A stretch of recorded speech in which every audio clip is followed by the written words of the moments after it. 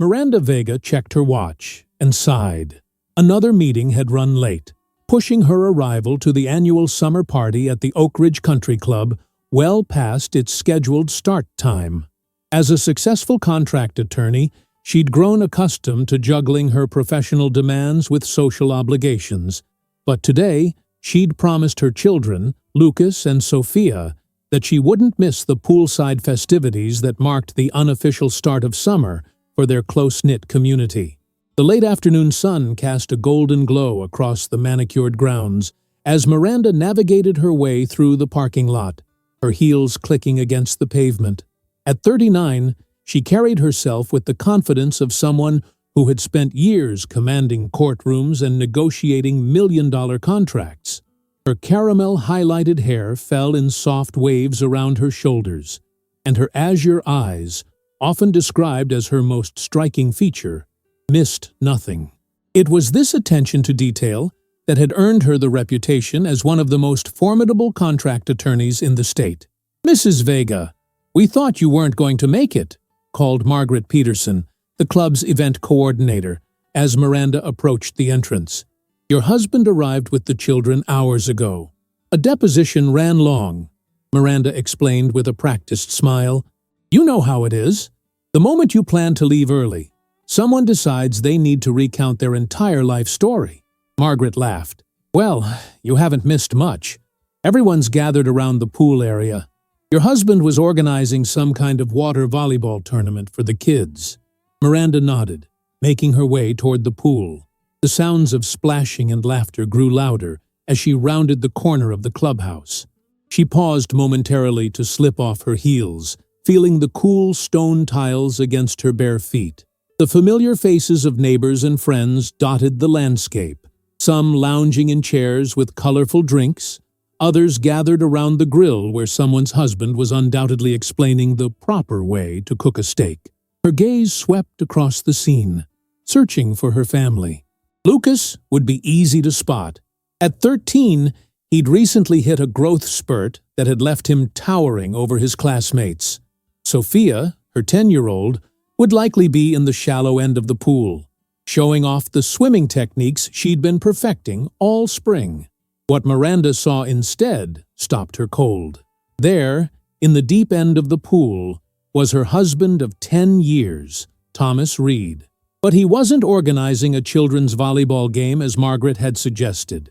He was pressed against the pool wall, a young blonde woman positioned intimately between his legs. The woman's hands rested on Thomas's shoulders, her head thrown back in laughter at something he'd whispered in her ear. His hands gripped her waist beneath the water, holding her close in a way that left no doubt about the nature of their relationship. Miranda's breath caught in her throat. For a moment, the world around her seemed to freeze, the laughter and splashing fading into a distant buzz. In that suspended moment, she catalogued every detail with the same precision she applied to legal documents. Thomas's expression of pure delight, the woman's youthful beauty. She couldn't be more than 28. The easy intimacy of their body language, the matching drinks perched on the pool's edge beside them. Then, as if feeling the weight of her gaze, Thomas looked up, their eyes locked across the crowded pool deck. Miranda watched as recognition, shock, and then panic washed over his face in rapid succession. His hands immediately released the woman's waist, and he practically shoved her away from him. "Miranda!" he called out, his voice carrying across the pool area, drawing curious glances from nearby guests. The young woman turned, confusion evident on her face, as she tried to understand the sudden shift in Thomas's demeanor. When she spotted Miranda standing there, her expression changed from confusion to something more complex, a mixture of surprise and what almost looked like recognition. Thomas was now climbing out of the pool with the graceless urgency of a man whose comfortable world was crumbling beneath him. Water cascaded from his body, creating a small flood on the pool deck, as he grabbed a towel and hastily wrapped it around his waist. The abrupt movement caused a wave to splash over the pool's edge, drenching the shoes of Barrett Jenkins, who had been standing nearby with a plate of barbecue. "Hey, watch it!" Barrett protested, jumping back too late. But Thomas wasn't listening. His attention was fixed solely on Miranda as he made his way toward her, leaving wet footprints in his wake. Around them, a peculiar transformation was taking place. The once boisterous partygoers suddenly became intensely interested in anything but the unfolding drama. Melissa Turner, who had been chatting animatedly just seconds ago, now studied her phone as if it contained the secrets of the universe. The Taylor family, positioned at a nearby table, collectively decided that their napkins required immediate and thorough examination. Even old Mr.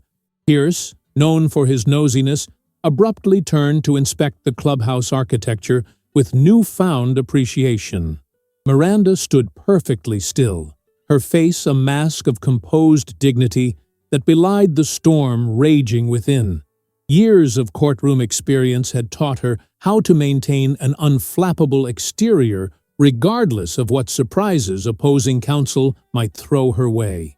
This skill served her well now, as she refused to give the gathering crowd the satisfaction of a public meltdown. "Miranda, I can explain," Thomas said as he reached her, water still dripping from his swimming trunks onto the stone tiles between them. His voice had that particular tone she recognized from countless arguments, the one he used when he was about to spin a web of half-truths and rationalizations. "I'm sure you can," Miranda replied, her voice steady and low. "But not here." In the pool, the young woman had made her way to the ladder, climbing out with the languid grace of someone half Miranda's age.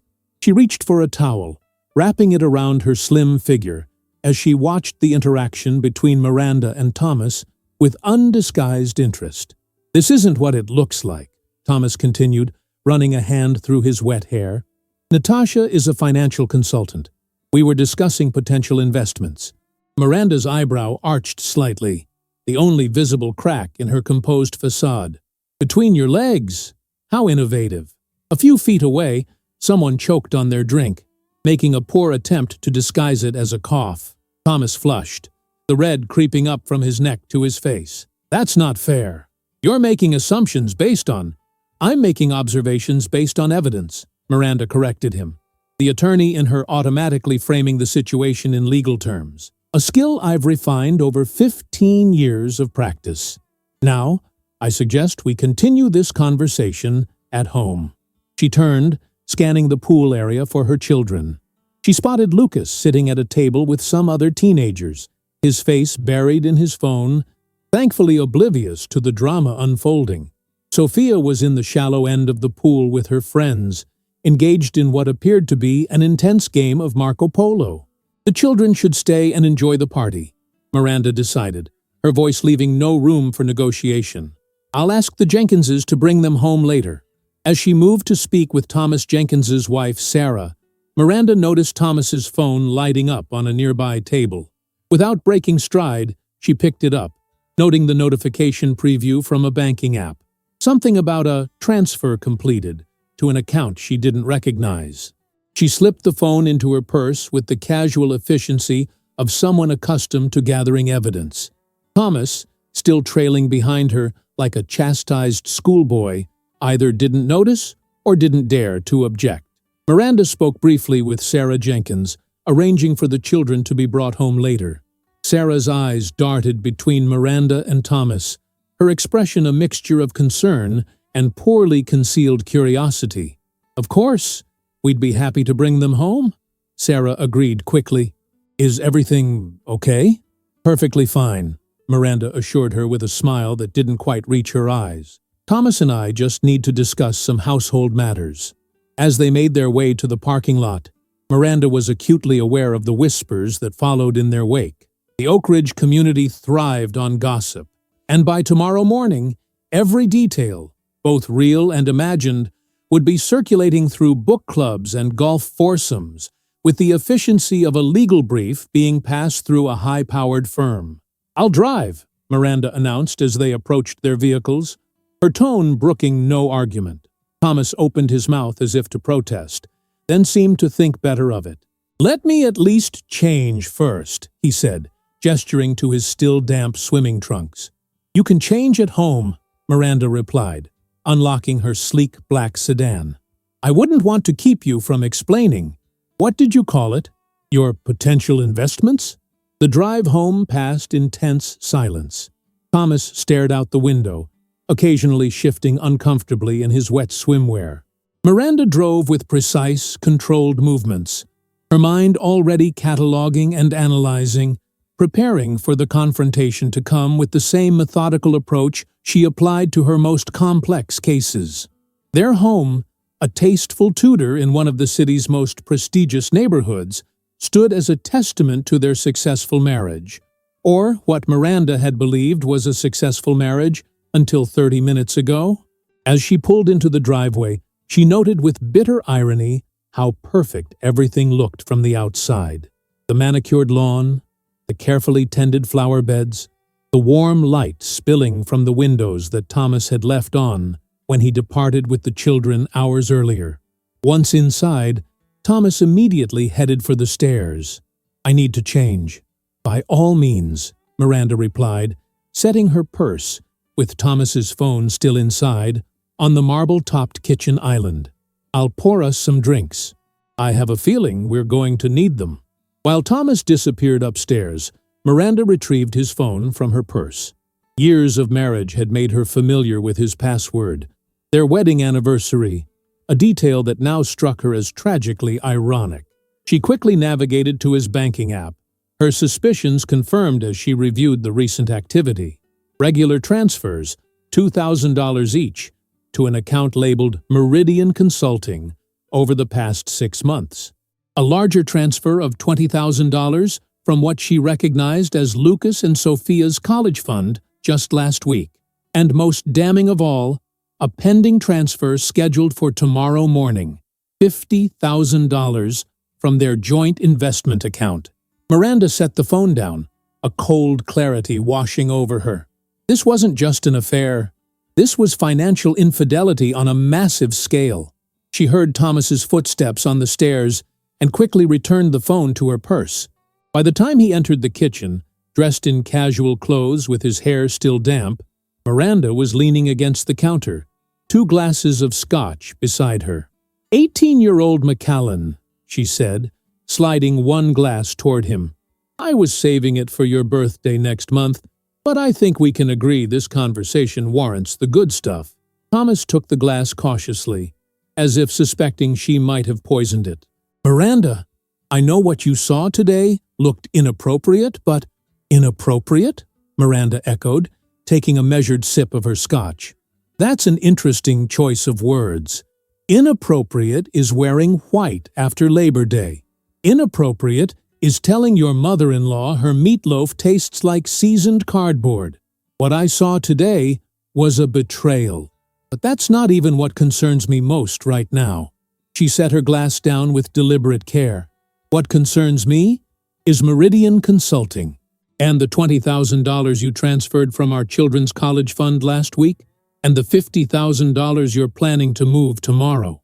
The color drained from Thomas's face. His fingers tightened around the scotch glass, knuckles whitening. You went through my phone? Yes, Miranda admitted without a hint of remorse. And you've been going through our savings. Care to explain why our children's future is being funneled to a consulting company I've never heard of?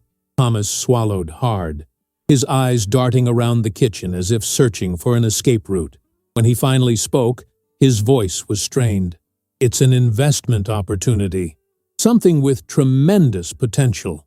I was going to tell you once the initial returns started coming in. An investment opportunity, Miranda repeated flatly, with the pool girl. Natasha is a financial consultant, Thomas insisted, an edge of desperation creeping into his voice. She has an MBA from Wharton. She's identified some emerging markets that… Oh, I'm sure she's identified something, Miranda cut in. Namely, a successful middle-aged man with access to substantial funds and a weakness for young blondes in bikinis. Thomas's expression hardened. That's not fair. You don't know her. And you do. Biblically, it would seem. Miranda took another sip of scotch, feeling the burn trail down her throat. Tell me, Thomas, does Natasha know you're married with 2 children? Or did that detail somehow slip your mind between financial consultations? The flush returned to Thomas's face. Of course, she knows I'm married. She's not. It's not what you think. Then enlighten me, Miranda challenged, folding her arms across her chest. What exactly is it?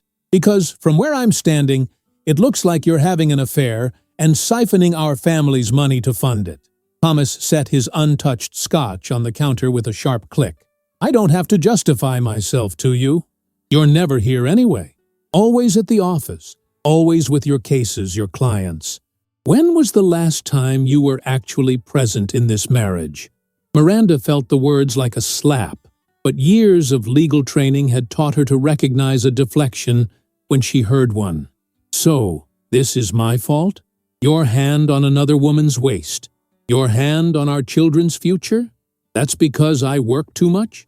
It's not that simple, Thomas said, running his hands through his hair in frustration. You wouldn't understand. Try me, Miranda suggested, her voice dangerously calm. I'm a highly educated professional with an exceptional grasp of complex situations.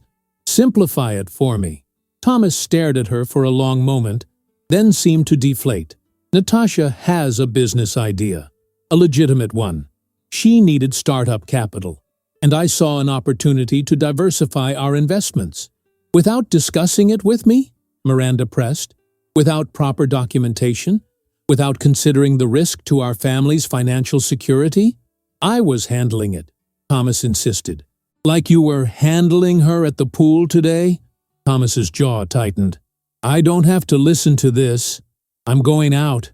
As he turned to leave, Miranda's voice stopped him cold. If you walk out that door, you'd better take everything you need, because I'll be changing the locks before you return. He turned back slowly, disbelief evident in his expression.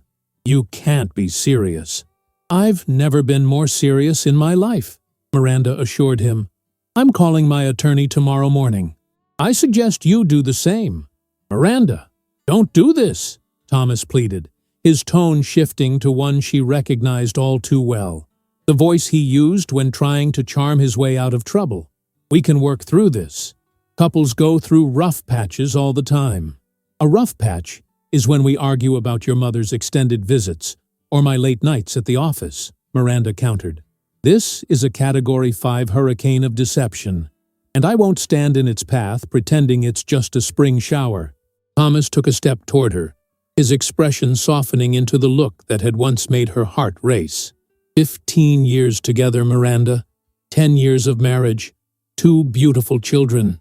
Are you really willing to throw all that away without even trying to understand? For a moment, doubt flickered across Miranda's face. Then her gaze hardened again as she remembered the sight of Thomas and Natasha in the pool, the evidence of financial betrayal, the calculated deception that had been going on for months. I understand perfectly, she said quietly.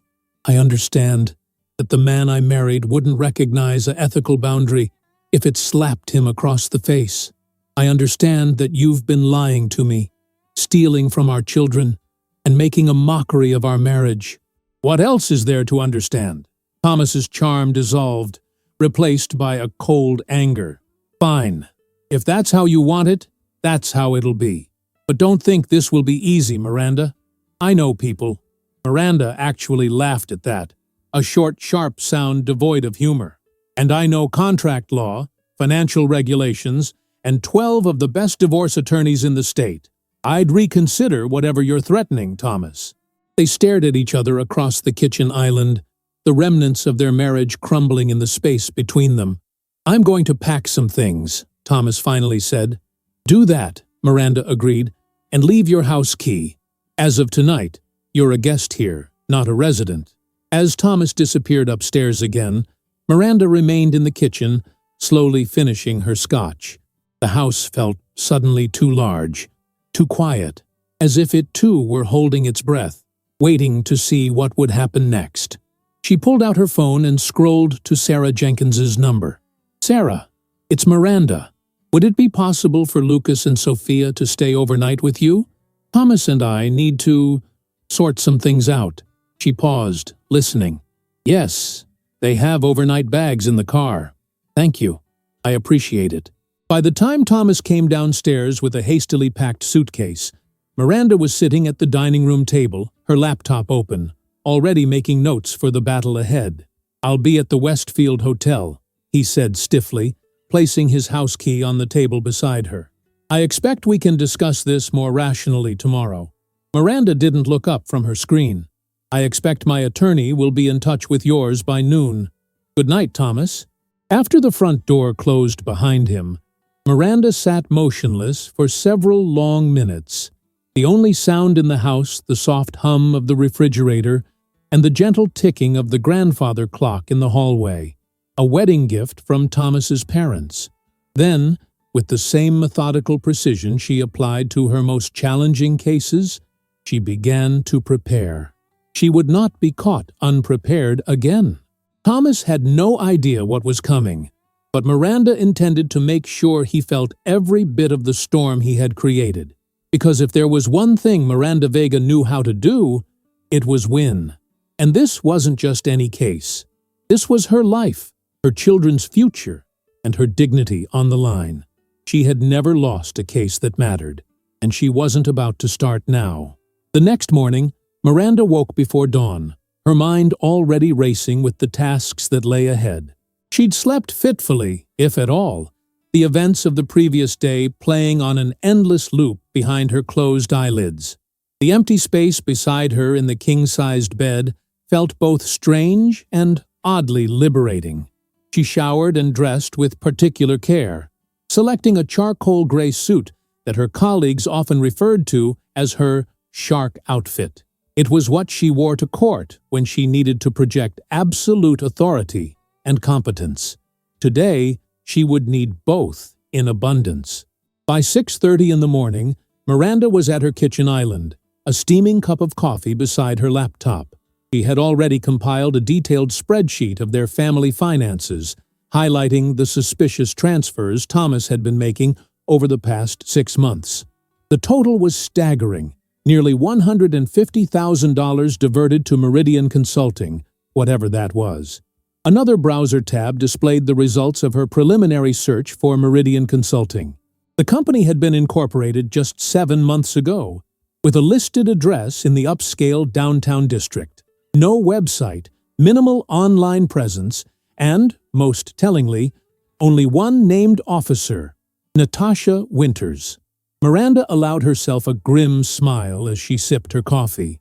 Thomas had always been intelligent, but never particularly creative. He'd been using their family funds to bankroll his mistress's consulting business, which appeared to do precious little actual consulting. Her phone rang, interrupting her thoughts. Sarah Jenkins's name flashed on the screen. "Good morning, Sarah. How are the kids?" Miranda asked, injecting a note of normalcy into her voice that she was far from feeling. "They're fine," Sarah assured her. "Still sleeping. They had a great time with our boys last night. Lucas beat everyone at that video game they're all obsessed with, and Sophia made friendship bracelets for all of us." She paused, her voice softening. "Miranda, I don't want to pry, but is everything okay? After yesterday, everything is being handled," Miranda interrupted smoothly. "Thomas and I are reassessing some aspects of our relationship. The understatement of the century," she thought wryly. "Would you mind keeping Lucas and Sophia until this afternoon? I have some appointments this morning." "Of course," Sarah replied, her tone suggesting she was bursting with questions she was too polite to ask. "They can stay as long as you need. Thomas called here last night, by the way. Wanted to speak with the kids, but they were already asleep." Miranda's grip tightened on her phone. "Did he say anything else?" "Just that he was staying at a hotel and would see them soon," Sarah said. "Miranda, whatever's happening, you know we're here for you, right? The whole neighborhood is." Miranda doubted that very much. The whole neighborhood had watched her husband canoodling with a woman half her age and had collectively decided studying their fingernails was the appropriate response. But Sarah's support seemed genuine, at least.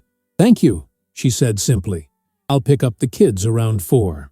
After hanging up, Miranda returned to her research with renewed determination. Her next call was to Diane Lowenstein, the managing partner at her law firm and a close friend. "Diane, I need a favor," Miranda said when her call was answered. "I'm taking a personal day, possibly several." "That's not like you," Diane observed. "The Anderson deposition is scheduled for—" "I caught Thomas with another woman yesterday," Miranda interrupted, knowing Diane would appreciate the directness. At the country club pool, in front of half the neighborhood, a long whistle came through the phone. "Well, shit.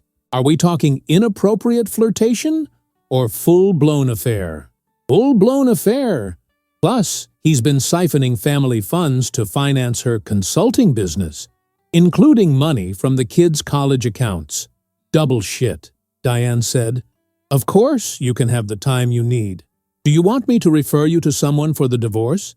Jessica Winters handles high asset splits, and she's absolutely ruthless." "That's exactly what I need," Miranda confirmed. "But there's something else. I want to freeze our joint accounts before Thomas can do any more damage. I need to know the fastest, most legally defensible way to lock everything down." "I'm on it," Diane promised. "I'll call Jessica now and have her reach out to you directly. In the meantime, document everything. And I mean everything, Miranda. Every suspicious transaction, every text, every email, anything that proves the affair and the financial misconduct." "Already started," Miranda assured her. "I've compiled a spreadsheet of all the suspicious transfers dating back 6 months." "That's my girl," Diane said with approval. "Turn that analytical brain loose on him. By the time we're done, Thomas won't know what hit him." By 9 o'clock, Miranda had spoken with Jessica Winters, no relation to Natasha, thank goodness, who had immediately filed emergency motions to freeze the joint accounts and prevent any further movement of marital assets. She'd also submitted a formal discovery request for all financial records related to Meridian Consulting. "The judge owes me a favor," Jessica had said, with the casual confidence of someone accustomed to calling in markers. "We should have the accounts frozen by noon. In the meantime, transfer whatever you can into your personal account. It's not technically illegal until a judge says otherwise." Miranda had done exactly that, moving $40,000, roughly half of what remained in their joint checking account, to her personal account. She'd also changed all the passwords to their shared cloud storage, email accounts, and online banking portals. Thomas had always been careless with digital security, relying on her to manage those details. Her phone buzzed with an incoming text from Thomas. "We need to talk. Meeting with my attorney at 11. "Dinner tonight?" Miranda stared at the message, noting how quickly he'd retained legal counsel. "Dinner tonight?" As if they were simply scheduling a regular date night, not negotiating the dismantling of their 10-year marriage. The audacity was almost impressive. She typed back, "All communication through attorneys going forward. Jessica Winters will be contacting your counsel shortly." 3 dots appeared, indicating Thomas was typing a response. Then disappeared. Appeared again. Disappeared. Finally, "Don't do this, Miranda. Let's talk like adults." She didn't dignify that with a response, instead turning her attention to her next target, Meridian Consulting. A quick search of the county property records, accessible to her through her firm's database, revealed that the company had recently leased a penthouse office in the downtown business district. The lease had been co-signed by Thomas Reed as guarantor. Another search showed a luxury apartment in the same building leased to Natasha Winters, with, again, Thomas Reed as guarantor. Miranda felt a cold fury build in her chest. How many nights had Thomas claimed to be working late when he was actually playing house with Natasha in a luxury apartment he was paying for with their family's money? How many business trips had been covers for romantic getaways? Her phone rang again, an unfamiliar number. She answered cautiously. "Miranda Vega?" a female voice inquired. "Speaking. This is Natasha Winters." The voice was surprisingly steady. "I think we should talk." Miranda's entire body tensed. "I have nothing to say to you." "I understand that," Natasha replied, "but I have things I need to say to you, things you should know about Thomas." Despite herself, Miranda was intrigued. "Such as?" "Not over the phone," Natasha insisted. Can we meet? In public, of course. I'll come alone. Seats. Every instinct in Miranda's body screamed that this was a trap, yet her legal mind recognized the potential value in hearing what Natasha had to say. At the very least, it might provide additional ammunition for the divorce proceedings. The Riverside Cafe. 30 minutes. Miranda named a busy spot downtown, public enough to prevent any scene but quiet enough for a private conversation. I'll be there, Natasha confirmed, then hung up. Miranda sat motionless for several moments, considering the wisdom of meeting her husband's mistress face to face. Then she called Jessica Winters back. I just got a call from the other woman, she explained. She wants to meet.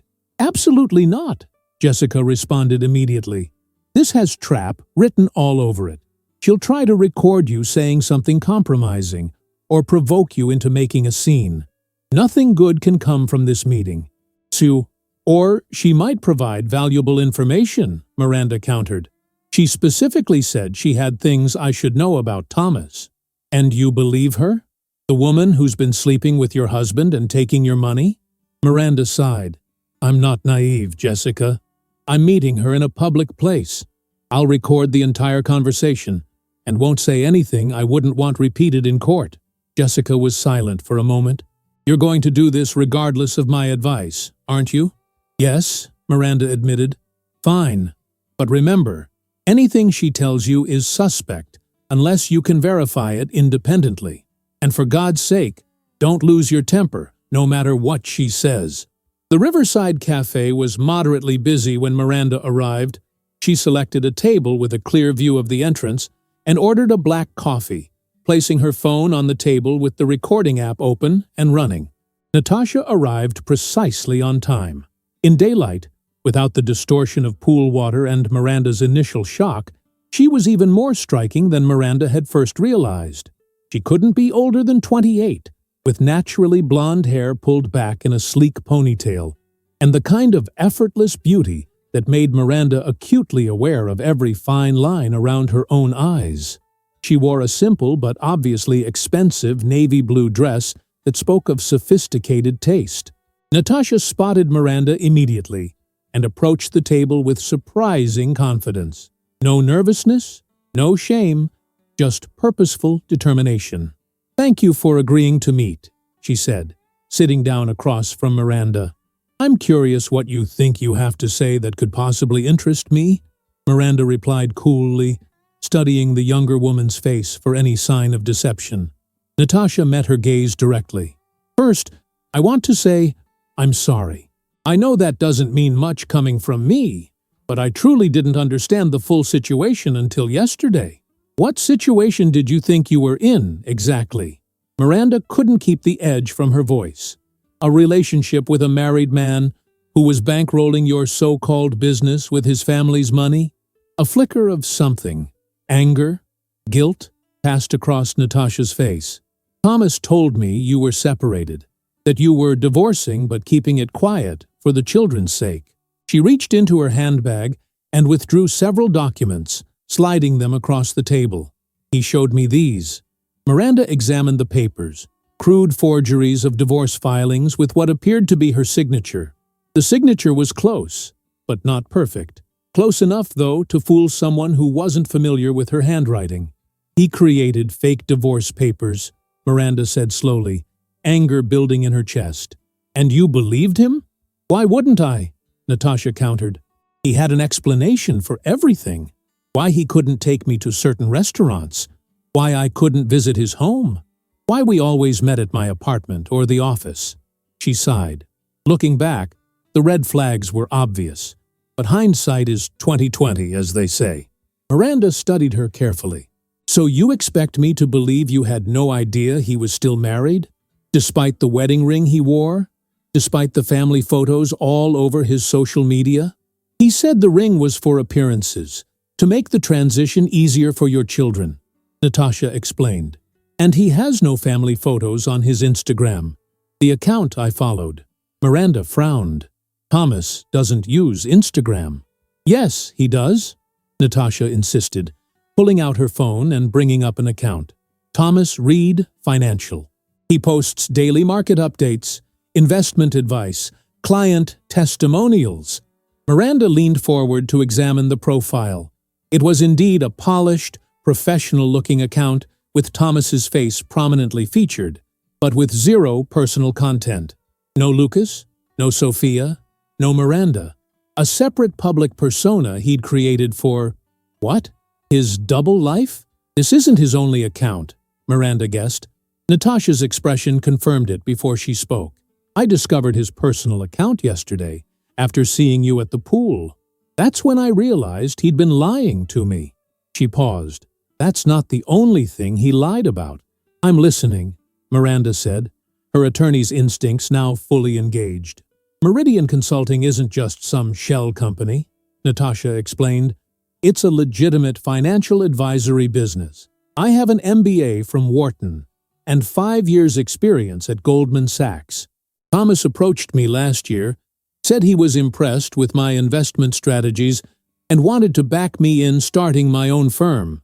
With his family's money, Miranda pointed out. With what he told me was his personal investment capital, Natasha corrected. He said his soon-to-be ex-wife had her own successful career and wanted nothing to do with his new ventures. She pulled out more documents, business plans, financial projections, client contracts. Meridian is real, Mrs. Vega. We have clients. We're turning a profit.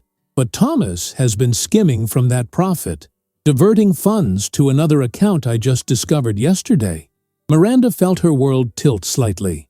Another account? Natasha nodded grimly. After I saw you at the pool, I did some digging. Thomas has been moving money from Meridian to something called Horizon Holdings. I've never heard of it. It's not in any of our business plans, and I can't access any information about it. She pushed another document across the table. A bank statement showing regular transfers out of Meridian's business account. So he's been stealing from you too, Miranda murmured, examining the statement. Apparently, Natasha agreed, her voice tight with controlled anger. I came to apologize, but also to warn you.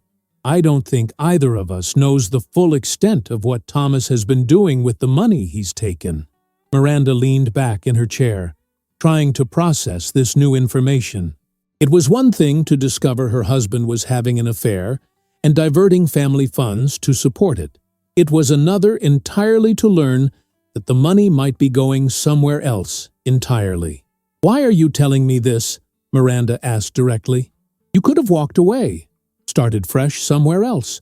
Because I built Meridian from nothing, Natasha said, a flash of fierce pride crossing her face. Every client relationship, every investment strategy. That was me. Thomas provided capital and connections, but the business itself is mine, and I won't let him destroy it. She met Miranda's gaze steadily. Also, I have 2 younger sisters in college. I know what it means to have someone sacrifice to give you opportunities. I wouldn't have touched that money if I'd known it was meant for your children's education. Miranda found herself in the unexpected position of almost believing the younger woman. Almost. I'll need to verify everything you've told me, she said carefully. I expected nothing less, Natasha replied. She slid a flash drive across the table. This contains all the financial records for Meridian since its inception. Account statements, client contracts, communications with Thomas, everything. My attorney advised against sharing this with you, but I believe it's the right thing to do. Miranda pocketed the flash drive. Your attorney? I retained counsel this morning, Natasha explained. I'm filing to have Thomas removed from Meridian's corporate structure and accounts. She stood, smoothing her dress. One last thing, Mrs. Vega. Check the transactions on your joint credit cards for the past year, particularly charges at Cartier and Four Seasons hotels. She picked up her purse. I'm not the only woman Thomas has been seeing. With that bombshell, Natasha turned and walked out of the cafe, leaving Miranda staring after her, mind racing with the implications of everything she'd just learned. Her phone buzzed with a text from Jessica Winters. Judge granted the emergency freeze on all joint accounts. Thomas's attorney is already raising hell. Good, Miranda thought. Let him raise hell. He was just getting started. When she returned home, Miranda went straight to her home office and connected the flash drive to her computer. If Natasha was telling the truth, this could dramatically change her approach to the divorce. If she was lying, well, Miranda would be no worse off than she already was. The drive contained exactly what Natasha had promised: comprehensive financial records for Meridian Consulting. Miranda spent the next 2 hours combing through the data, her trained eye spotting patterns and discrepancies that confirmed Natasha's story. Meridian was indeed a legitimate business with real clients and revenue, and Thomas had indeed been moving substantial sums from Meridian's accounts to something called Horizon Holdings. A search for Horizon Holdings yielded little information. It was registered in Delaware, a state notorious for its corporate privacy laws. The registered agent was a law firm that specialized in creating anonymous shell companies. Another dead end. Following Natasha's suggestion, Miranda pulled up their joint credit card statements for the past year. What she found made her blood run cold. Multiple charges at luxury hotels throughout the city on nights when Thomas had claimed to be working late. Jewelry purchases from high-end retailers, pieces Miranda had never received. Restaurant bills for 2 at intimate establishments known for their romantic atmosphere. The pattern was clear. Thomas hadn't just been having an affair with Natasha.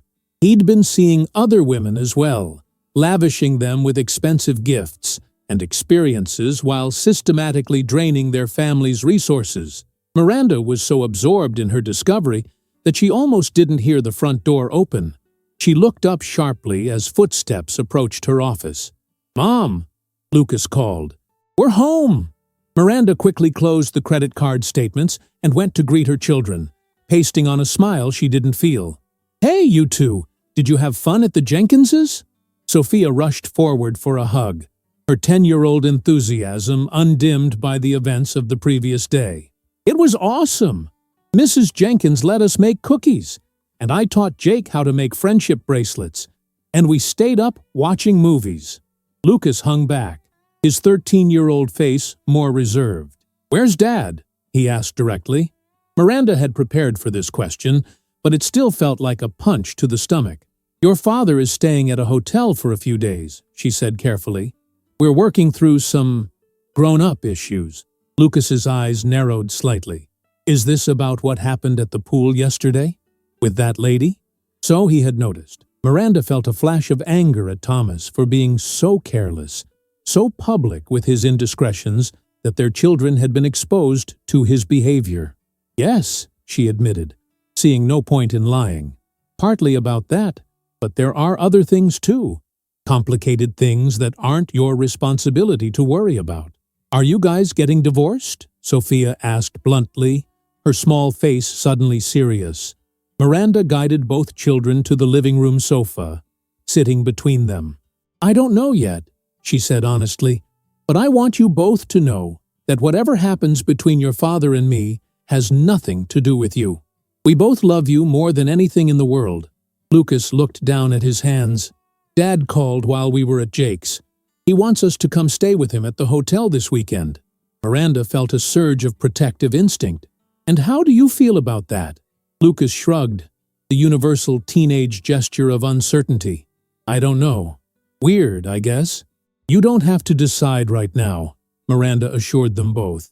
"And you don't have to do anything you're not comfortable with." Sophia leaned against Miranda's arm. "I don't want you and Daddy to get divorced," she said in a small voice. Miranda wrapped an arm around her daughter, pulling her close. "I know, sweetheart. I know." The rest of the afternoon passed in a blur of normal activities, helping with homework, preparing dinner, listening to Sophia's elaborate plans for her upcoming birthday. Miranda maintained the facade of normalcy with practiced ease, but her mind continued to race with everything she'd learned and everything she still needed to do. After the children were in bed, Miranda returned to her office and called Jessica Winters. "I need a forensic accountant," she said without preamble. "Someone who can trace money through shell companies and hidden accounts." "You found something?" Jessica asked. I found evidence that Thomas has been skimming money, not just from our family accounts, but from his mistress's business as well, Miranda explained, and possibly seeing multiple other women on the side. Jessica gave a low whistle. Well, he's certainly been busy. I'll get my best financial investigator on it first thing tomorrow. She paused. Miranda, I should warn you, the more rocks we turn over, the uglier this could get. Are you prepared for that? Miranda thought of her children, of the trust that had been broken, of the future that had been put at risk by Thomas's selfish actions. I'm not just prepared, she said with quiet determination. I'm counting on it. Thomas chose to declare war on our family. He's about to learn he picked the wrong opponent. As she hung up, Miranda's gaze fell on a family photo on her desk. All four of them on a beach vacation last summer, smiling into the camera, the picture of domestic bliss. She turned the frame face down, a symbolic gesture that felt both painful and necessary. The woman in that photo, the one who had trusted her husband implicitly, who had believed in their partnership, that woman no longer existed. In her place stood someone stronger, someone who would fight with every legal tool and strategy at her disposal to protect what mattered most. Thomas had no idea what was coming, but he would soon enough. The next morning arrived with the harsh clarity that follows life-altering revelations. Miranda woke early again, her mind already running through the day's battle plan before her feet touched the floor. She checked her phone to find 3 missed calls from Thomas and a text that simply read, "This is getting out of hand. Call me." She deleted the message without responding and headed for the shower. Today would require all her focus and none of her sentimentality. Downstairs, she found Lucas already at the kitchen table, absently pushing cereal around his bowl while scrolling through his phone. He looked up when she entered, his expression carefully neutral in that way teenagers have when they're trying to hide their feelings. "Morning," Miranda said, pouring herself coffee. "You're up early?" Lucas shrugged. Couldn't sleep. Miranda studied her son's face, noting the shadows beneath his eyes that mirrored her own. At 13, he was at that awkward stage between boy and young man, tall and lanky, with Thomas's dark hair and her own observant eyes. Too perceptive for his own good, sometimes. "Dad kept texting me last night," Lucas said abruptly, "asking if we're okay, if you're okay, saying he loves us and misses us." He looked up at Miranda, his gaze direct and questioning. "He says it's all a big misunderstanding." Miranda set her coffee down carefully. "And what do you think?" Lucas's gaze dropped back to his cereal. "I think he's lying. I saw him with that woman. They didn't look like business partners." The bitter edge in his voice made Miranda's heart ache. "I'm sorry you had to see that," she said softly. "Your father made some choices that have hurt our family. So you are getting divorced," Lucas concluded. "I've filed the papers," Miranda confirmed, seeing no point in sugarcoating the truth. "But there will be time to figure out what that means for all of us.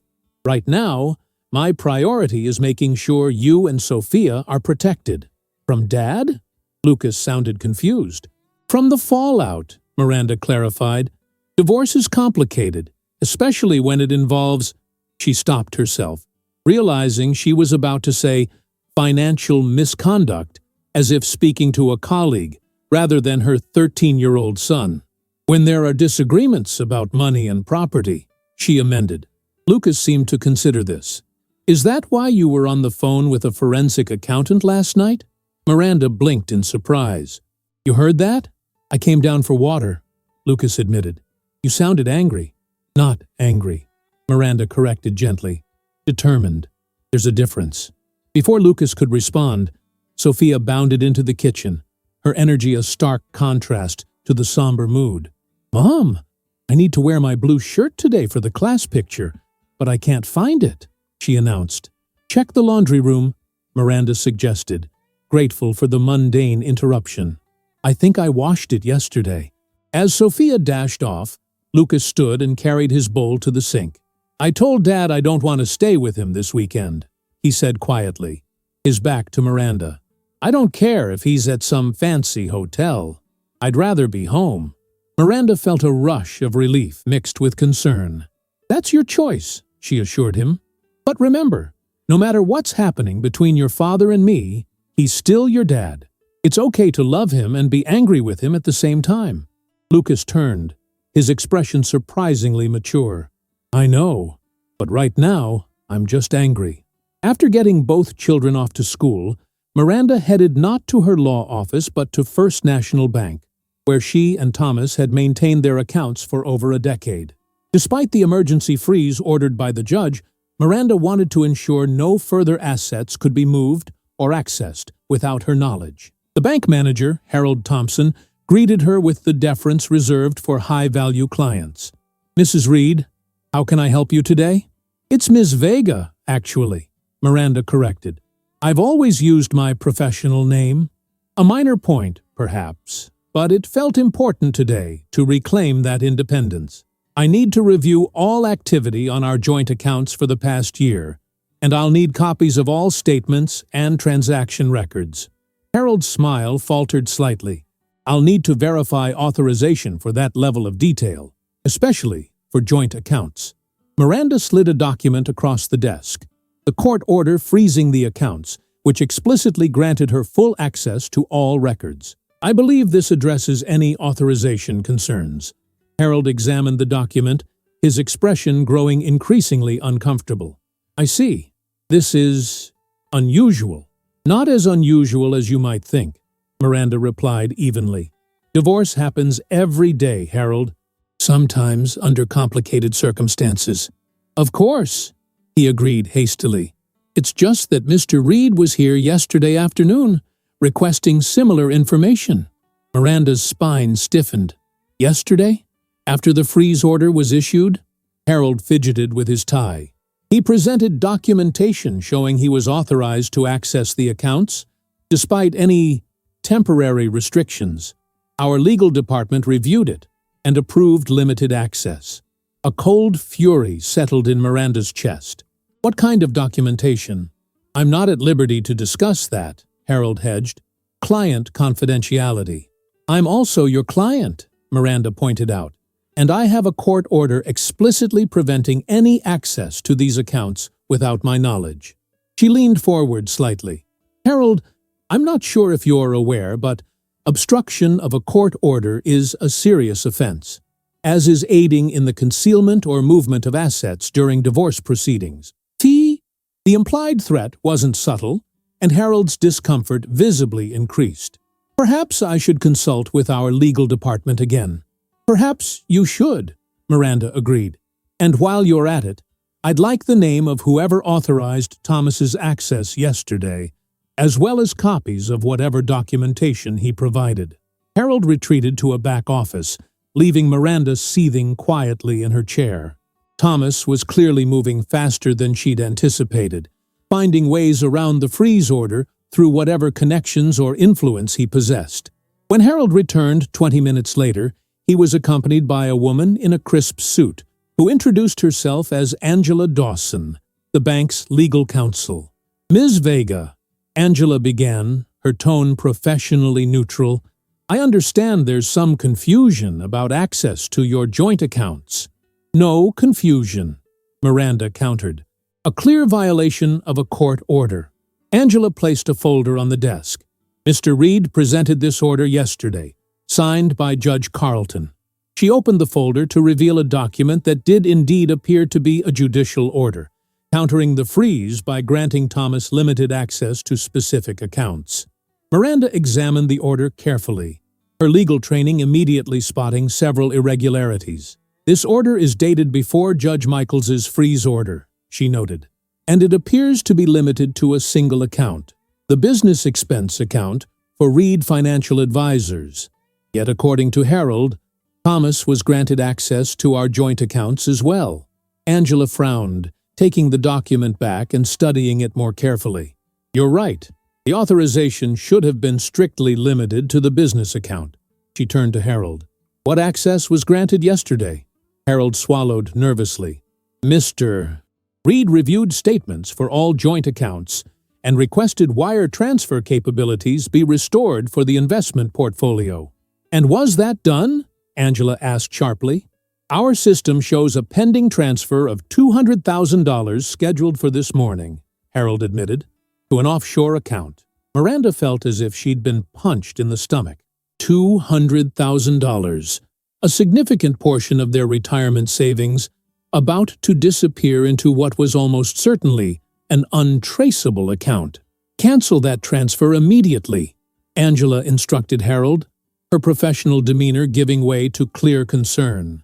"And freeze all transfer capabilities on every account connected to either Mr. Reed or Ms. Vega." As Harold hurried to comply, Angela turned to Miranda with a grim expression. "Ms. Vega, I owe you an apology on behalf of First National. It appears our staff misinterpreted the scope of Mr. Reed's authorization. Rest assured, we'll conduct a full review of yesterday's activities and provide you with complete documentation for your attorney." "I appreciate that," Miranda said, struggling to maintain her composure. "But I'd like confirmation that the transfer has been canceled before I leave today." "Of course," Angela agreed.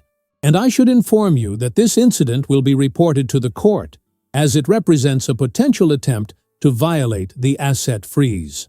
By the time Miranda left the bank 2 hours later, she had a thick folder of account statements, transaction records, and a notarized letter from Angela Dawson detailing Thomas's attempted end run around the court order.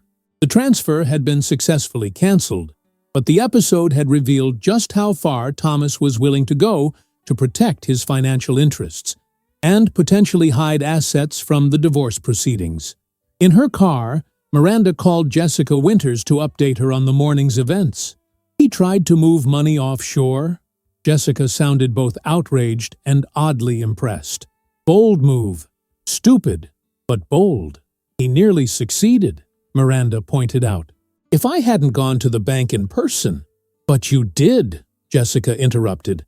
"And now we have documented evidence that he attempted to violate a court order. That's going to look very bad for him when we get in front of a judge." She paused. "Did you get a chance to look through the account statements?" "Just briefly," Miranda said, flipping through the folder beside her. "But enough to confirm what Natasha told me. There have been regular transfers to both Meridian Consulting and this mysterious Horizon Holdings, dating back at least 18 months. Thomas has been planning this for a long time, Jessica." "Which makes our job easier," Jessica noted. "Premeditated financial misconduct is much more straightforward to prove than impulse decisions made in the heat of marital discord." She paused. "How are you holding up with all this? It's a lot to process." The question caught Miranda off guard. She'd been operating in pure tactical mode, moving from one task to the next, without allowing herself to fully feel the emotional impact of Thomas's betrayal. "I'm fine," she said automatically, then sighed. "Actually, that's not true. I'm angry. I'm hurt. I'm worried about the kids. But mostly, I'm determined to make sure Thomas doesn't get away with any of this." "Good," Jessica approved. "Channel that determination. We've got a preliminary hearing scheduled for tomorrow morning at 10. Judge Michaels wants to review the freeze order and hear arguments about temporary support and custody arrangements." "So soon?" Miranda was surprised. "I called in a favor," Jessica admitted. "Given Thomas's attempt to move assets offshore, I argued that time was of the essence." "Will Thomas be there?" "With his attorney, Gerald Hoffman. You know him?" Miranda grimaced. "Unfortunately, we've been opposing counsel on a few corporate cases. He's shrewd but arrogant. Tends to underestimate women attorneys." "Perfect," Jessica said with satisfaction. "I love when they underestimate us. Makes victory that much sweeter." After hanging up, Miranda sat in her car for several minutes, staring at the bank's imposing facade. 2 days ago, her life had seemed so settled, so secure. Now she was preparing for a custody and assets hearing, investigating offshore accounts, and trying to unravel a web of financial deception that spanned at least 18 months. What else didn't she know about the man she'd married? The thought was both terrifying and infuriating. Her phone buzzed with a text from Sarah Jenkins. "Lunch? You look like you could use a friend right now." Miranda smiled despite herself. Sarah must have seen her sitting in the bank parking lot. The Jenkinses' insurance agency was just across the street. "Cafe on the corner in 15, she texted back. "See you there," came the immediate response. 15 minutes later, Miranda slid into a booth across from Sarah, grateful for the simple normalcy of meeting a friend for lunch. "You look like hell," Sarah said bluntly, pushing a menu toward Miranda, in a sophisticated power attorney kind of way. "But still, have you slept at all?" "Not really," Miranda admitted. "It's been a challenging couple of days." Sarah snorted. "That's putting it mildly. The whole neighborhood's talking about what happened at the pool. Half the women want to organize a lynch mob for Thomas, and the other half are terrified their husbands might be next." "Terrified their husbands might be caught, you mean?" Miranda corrected dryly.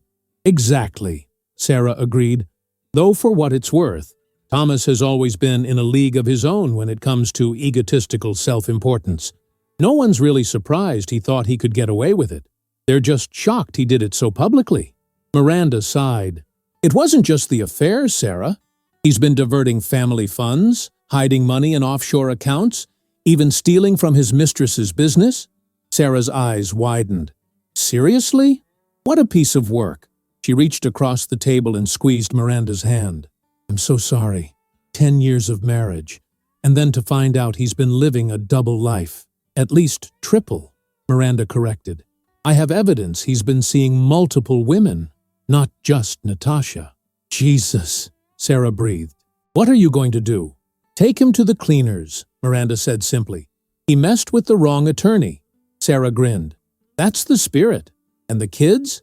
How are they handling it?" "Better than I expected, honestly. Lucas is angry but coping. Sophia still doesn't fully understand what's happening, but she knows something's wrong." Miranda fiddled with her water glass. "Thomas wants them to stay with him this weekend at the Westfield Hotel. Lucas already refused. But Sophia, she misses her dad. And you're worried about letting her go," Sarah guessed. Miranda nodded. "Thomas wouldn't hurt her. I know that. But what if he says things to her about me? About the divorce? She's only 10. She's impressionable." "You can't control what Thomas says or does," Sarah pointed out gently. "But you can make sure Sophia knows she can always talk to you about anything that confuses or upsets her." "You're right," Miranda acknowledged. "I just hate the thought of her caught in the middle of all this." Their conversation was interrupted by the arrival of their server, and Miranda was grateful for the momentary distraction. After they ordered, Sarah leaned forward with a conspiratorial air. "So, you met with the other woman?" she asked. "What was that like?" Miranda couldn't help but smile at Sarah's obvious curiosity. "Not what I expected," she admitted. "She claims Thomas lied to her too, told her we were already separated, and showed her forged divorce papers. And you believe her?" Miranda considered the question. "Strangely, yes. She provided evidence that Thomas has been stealing from her business too, moving money to some mysterious offshore account." Sarah shook her head in disbelief. "The more I hear, the more I wonder if any of us really knew Thomas at all." "I'm starting to think I didn't," Miranda confessed, the admission painful despite its obvious truth. 10 years of marriage, and he was hiding this whole other life, other lives, right under my nose. "Don't do that," Sarah said firmly. "Don't blame yourself for his lies. Thomas is the one who broke your trust, who betrayed your family. This is on him, not you." Miranda managed a small smile. "My rational brain knows that. The rest of me is still catching up." Their lunch arrived, and Miranda was surprised to find she was actually hungry. Between bites of her salad, she filled Sarah in on the upcoming hearing and her confrontation at the bank that morning. "So he tried to move money offshore right after a judge froze the accounts?" Sarah whistled low. "That takes some serious nerve. Or desperation," Miranda mused. "I'm starting to think Thomas may be in deeper trouble than I initially realized. These offshore transfers, the multiple accounts, the shell companies, it's all very elaborate for just hiding affair money." Sarah frowned. What are you thinking? Tax evasion? Maybe, Miranda said. Or something worse. The forensic accountant Jessica hired is digging into everything, so hopefully we'll know more soon. As they were finishing their meal, Miranda's phone rang with an unfamiliar number. She almost sent it to voicemail, then changed her mind and answered. Miranda Vega speaking. Ms. Vega, this is David Fletcher from Reed Financial Advisors Compliance Department. The man's voice was professionally neutral, but carried an undercurrent of tension. I understand you're currently in divorce proceedings with Thomas Reed. Miranda sat up straighter, immediately on alert. That's correct. I apologize for contacting you directly, but we have a situation that may be relevant to your proceedings, and potentially to certain regulatory issues our firm is currently investigating. Sarah raised her eyebrows questioningly, and Miranda held up a finger, silently asking for a moment. What kind of situation, Mr. Fletcher? I'm not at liberty to discuss specifics over the phone, Fletcher replied. But our internal audit has flagged several transactions involving personal and client funds that require immediate attention. Given your legal background and your personal connection to Mr. Reed, we believe a conversation might be mutually beneficial. Miranda's mind raced with implications.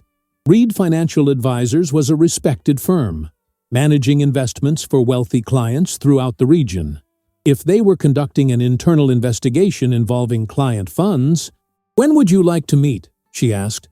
As soon as possible, Fletcher said. This afternoon, if you're available. Miranda checked her watch. It was just past 1, and she needed to pick up the children from school at 3:30. I could be at your office by 2. Perfect, Fletcher confirmed. I'll have security expecting you. Please understand that discretion is paramount at this stage. After hanging up, Miranda met Sarah's curious gaze. Compliance department at Thomas's firm, she explained.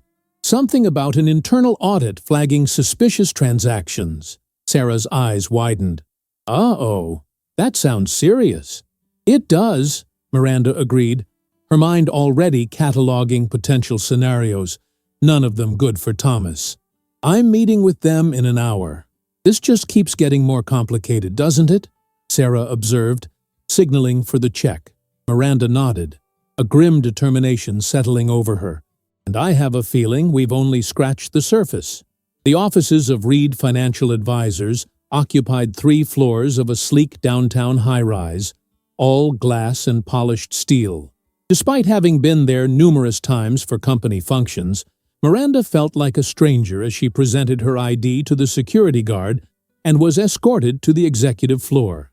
David Fletcher met her in a conference room with floor-to-ceiling windows offering a panoramic view of the city.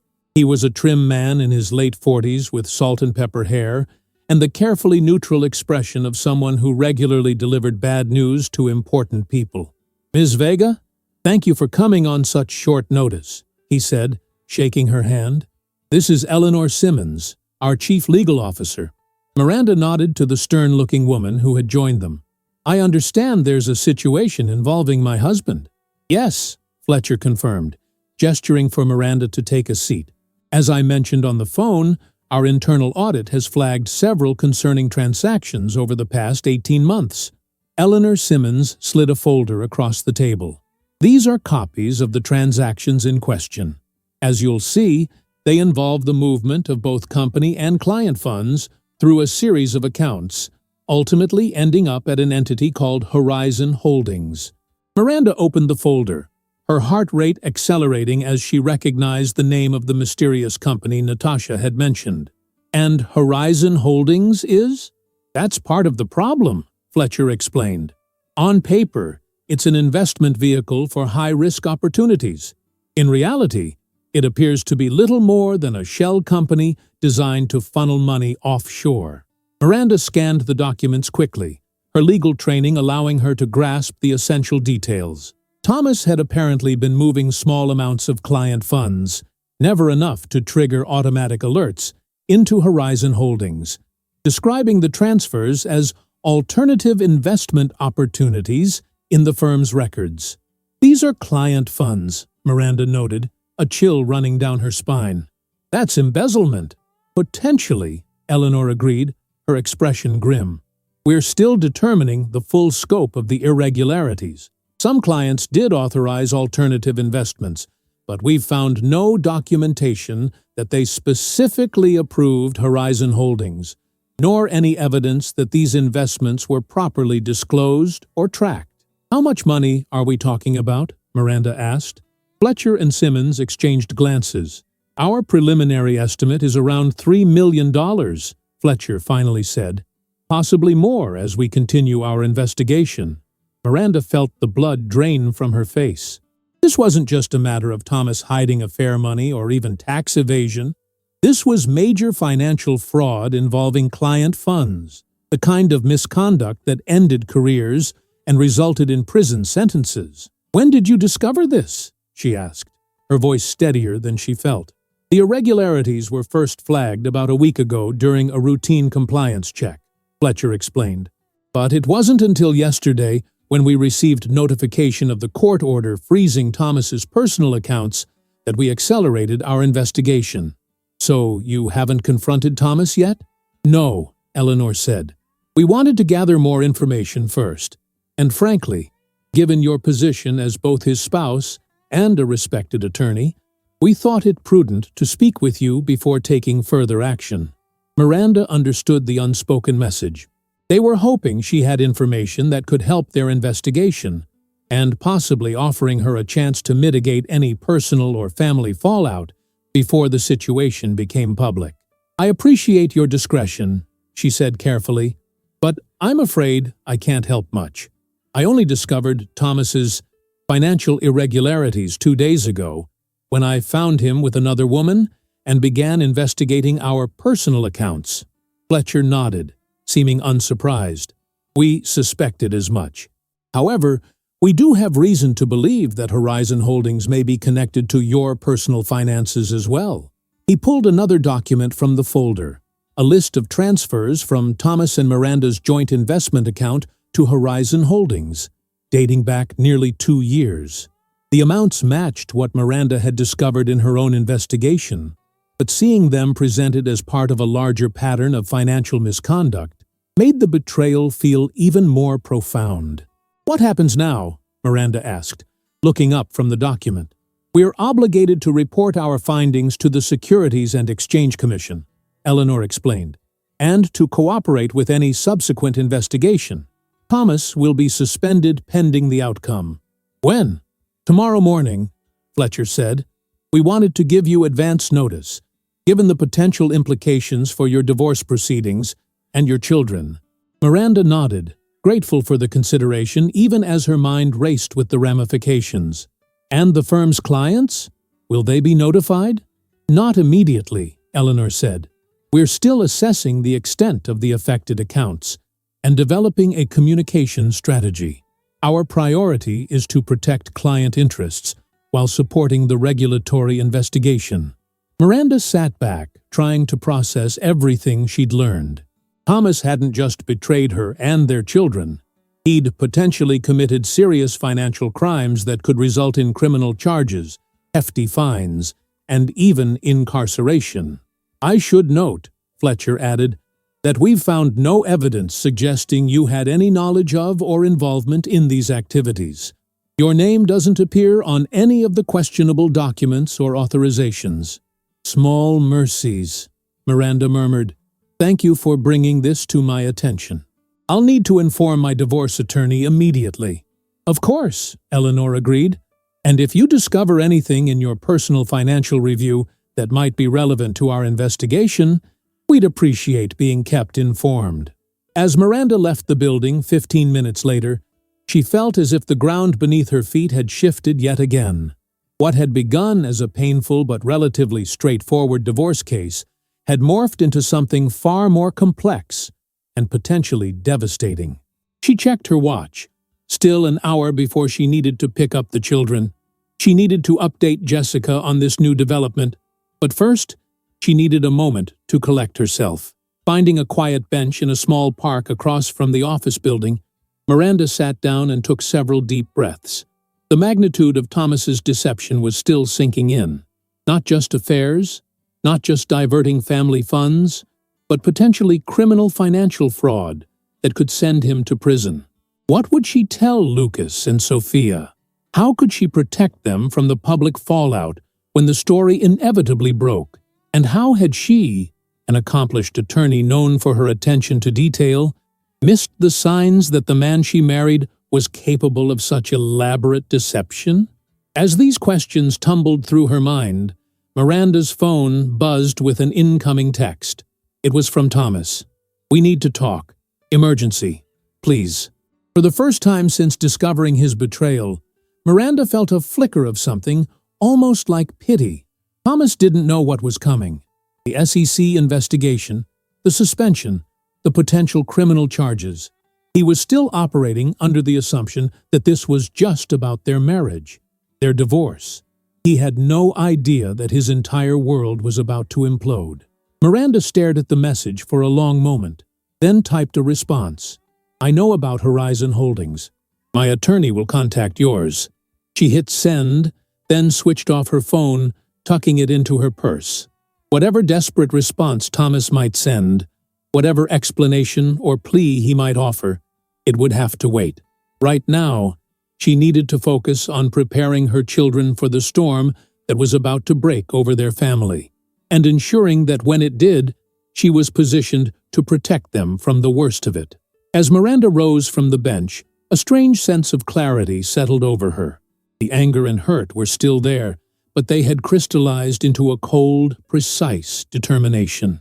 Thomas had created this disaster through his own choices, his own greed, his own arrogance. She couldn't control what he had done, but she could, and would, control what happened next.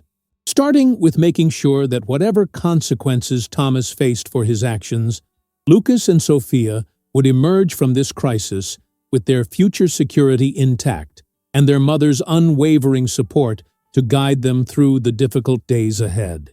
By the time Miranda picked up Lucas and Sophia from school, her phone had accumulated 17 missed calls and over 20 text messages from Thomas. She glanced through them quickly while waiting in the car line, a progression from confusion to panic to something approaching desperation. "Miranda, what are you talking about? What's Horizon Holdings? Answer your damn phone. This isn't funny. Call me now. Whatever you think you know, you're wrong. Let me explain. For God's sake, think about the kids." The last message had come just 5 minutes ago. "They're freezing my accounts. All my accounts." "What did you do?" Miranda put her phone away as Lucas and Sophia approached the car, their faces brightening when they spotted her. Whatever storm was breaking over Thomas's head, she would shield her children from it as much as possible. "Hey, you two," she greeted them with a smile that felt more natural than she'd expected. "How was school?" Sophia launched into an enthusiastic account of her day, while Lucas responded with the typical teenage monosyllables. The normalcy of the moment felt like a precious gift, one that Miranda knew might be increasingly rare in the days to come. As they drove home, Miranda considered how to approach the conversation she needed to have with them. The revelations from Reed Financial Advisors had changed everything. This wasn't just about their parents divorcing anymore. It was about their father potentially facing serious legal consequences. "Mom, can we get ice cream?" Sophia asked, interrupting Miranda's thoughts. "You know what? That sounds perfect," Miranda decided. A public place might actually be better for the conversation ahead. Neutral territory with the distraction of a treat to soften the blow. 20 minutes later, they were seated at a table in Coolberry's, the local ice cream parlor that had been a family favorite for years. Sophia was happily demolishing a strawberry sundae, while Lucas picked at a chocolate cone, his expression suggesting his mind was elsewhere. "So," Miranda began carefully, "I wanted to talk to you both about what's happening with your father and me." Sophia looked up, ice cream momentarily forgotten. "Are you getting divorced?" she asked directly, repeating the question she'd posed the day before. "Yes," Miranda confirmed gently. "I've filed the divorce papers, but that's not all we need to discuss." She took a deep breath. "Your father is in some trouble at work. Serious trouble. Lucas's eyes sharpened with interest. What kind of trouble? Miranda considered how much to share, balancing honesty with age-appropriate information. There are some problems with how he's been handling money at his company, the kind of problems that might result in him losing his job and possibly facing other consequences. Like going to jail? Lucas asked bluntly. Miranda winced internally at her son's perceptiveness. That's a possibility, yes. I don't know for sure yet. There's going to be an investigation, and we'll know more in the coming days. Sophia's eyes widened in alarm. Daddy's going to jail? Not necessarily, Miranda assured her quickly. And if anything like that happens, it won't be right away. There's a legal process that takes time. Is that why you're divorcing him? Lucas asked. Because of the money stuff? No, Miranda said firmly. I filed for divorce because of what happened at the pool. The fact that your father was involved with another woman, breaking the promises he made to our family. The financial issues came to light afterward. Sophia looked confused. You mean the lady he was swimming with? I thought she was his work friend. That's what he told me when I asked him. Miranda and Lucas exchanged a glance, and she saw from her son's expression that he understood more than his sister did. She wasn't just a work friend, Sophia, Miranda explained gently. Your father was having what's called an affair, a romantic relationship with someone who isn't his spouse. That's something married people shouldn't do. Sophia considered this, her brow furrowing. So he was cheating on you? Like when Joey Reynolds looked at Maddie's test answers in math class? Despite the gravity of the situation, Miranda couldn't help a small smile at the comparison. Something like that? Yes. But more serious, because we made vows to each other when we got married. That's why I don't want to stay with him this weekend, Lucas stated flatly. He's a liar. Miranda reached across the table to squeeze his hand. I understand how you feel, but it's important to remember that people can make terrible mistakes and still love their children. Your father loves you both very much. If he loved us, he wouldn't have done all this stuff, Lucas argued, pulling his hand away. It's complicated, Miranda acknowledged. Adults sometimes make selfish choices, even when they care about the people those choices hurt. It doesn't excuse what he did, but I don't want you to think his mistakes mean he doesn't love you. Sophia had gone quiet, pushing her half-eaten sundae around with her spoon. If Daddy goes to jail, will we still get to see him? The innocent question broke Miranda's heart a little. Yes, sweetie. Even if that happens, and we don't know that it will, there are ways for children to visit their parents. But that's getting way ahead of ourselves. Right now, we just need to take things one day at a time. What's happening tomorrow? Lucas asked, his practical nature asserting itself. Tomorrow I have a court hearing about our divorce, Miranda explained. The judge will make some temporary decisions about things like where everyone will live and financial arrangements until the divorce is finalized. Will we have to go to court? Sophia asked, looking anxious. No, Miranda assured her. The hearing is just for the adults and the lawyers. You two will go to school as usual. Lucas looked thoughtful. Dad texted me again today, asked if we could have breakfast before school tomorrow. Miranda felt a pang of sympathy for Thomas, knowing what awaited him at work after that breakfast. But she also recognized his right to see his children before everything fell apart. If you want to go, that's fine, she said carefully. But you don't have to if you're not comfortable with it. Lucas shrugged. I guess I could go. Sophia probably wants to see him anyway. Sophia nodded enthusiastically, ice cream temporarily forgotten. I miss Daddy. Then it's settled, Miranda said, making a mental note to text Thomas later with the arrangements.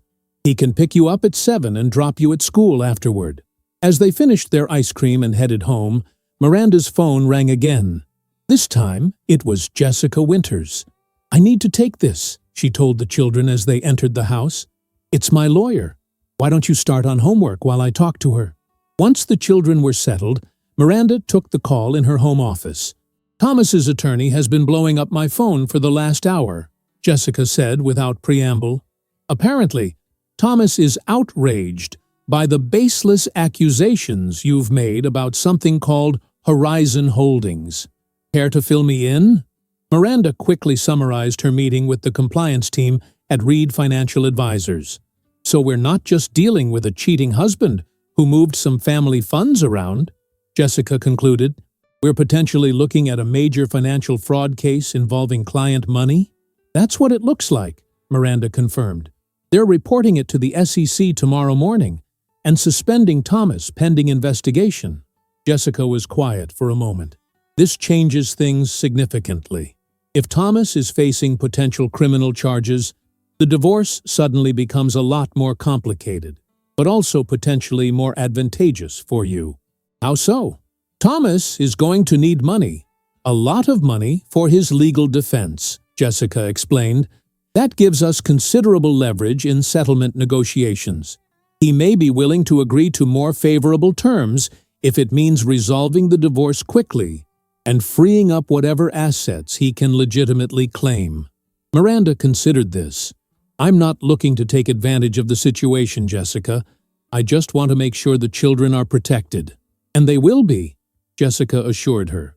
"But we'd be remiss not to recognize the strategic implications. Thomas created this mess. We're just navigating it as effectively as possible." After finishing her call with Jessica, Miranda sent Thomas a brief text. "Lucas and Sophia would like to have breakfast with you tomorrow at 7. They'll need to be dropped at school afterward." His response came immediately. "Thank you. We need to talk after. Please." Miranda didn't reply.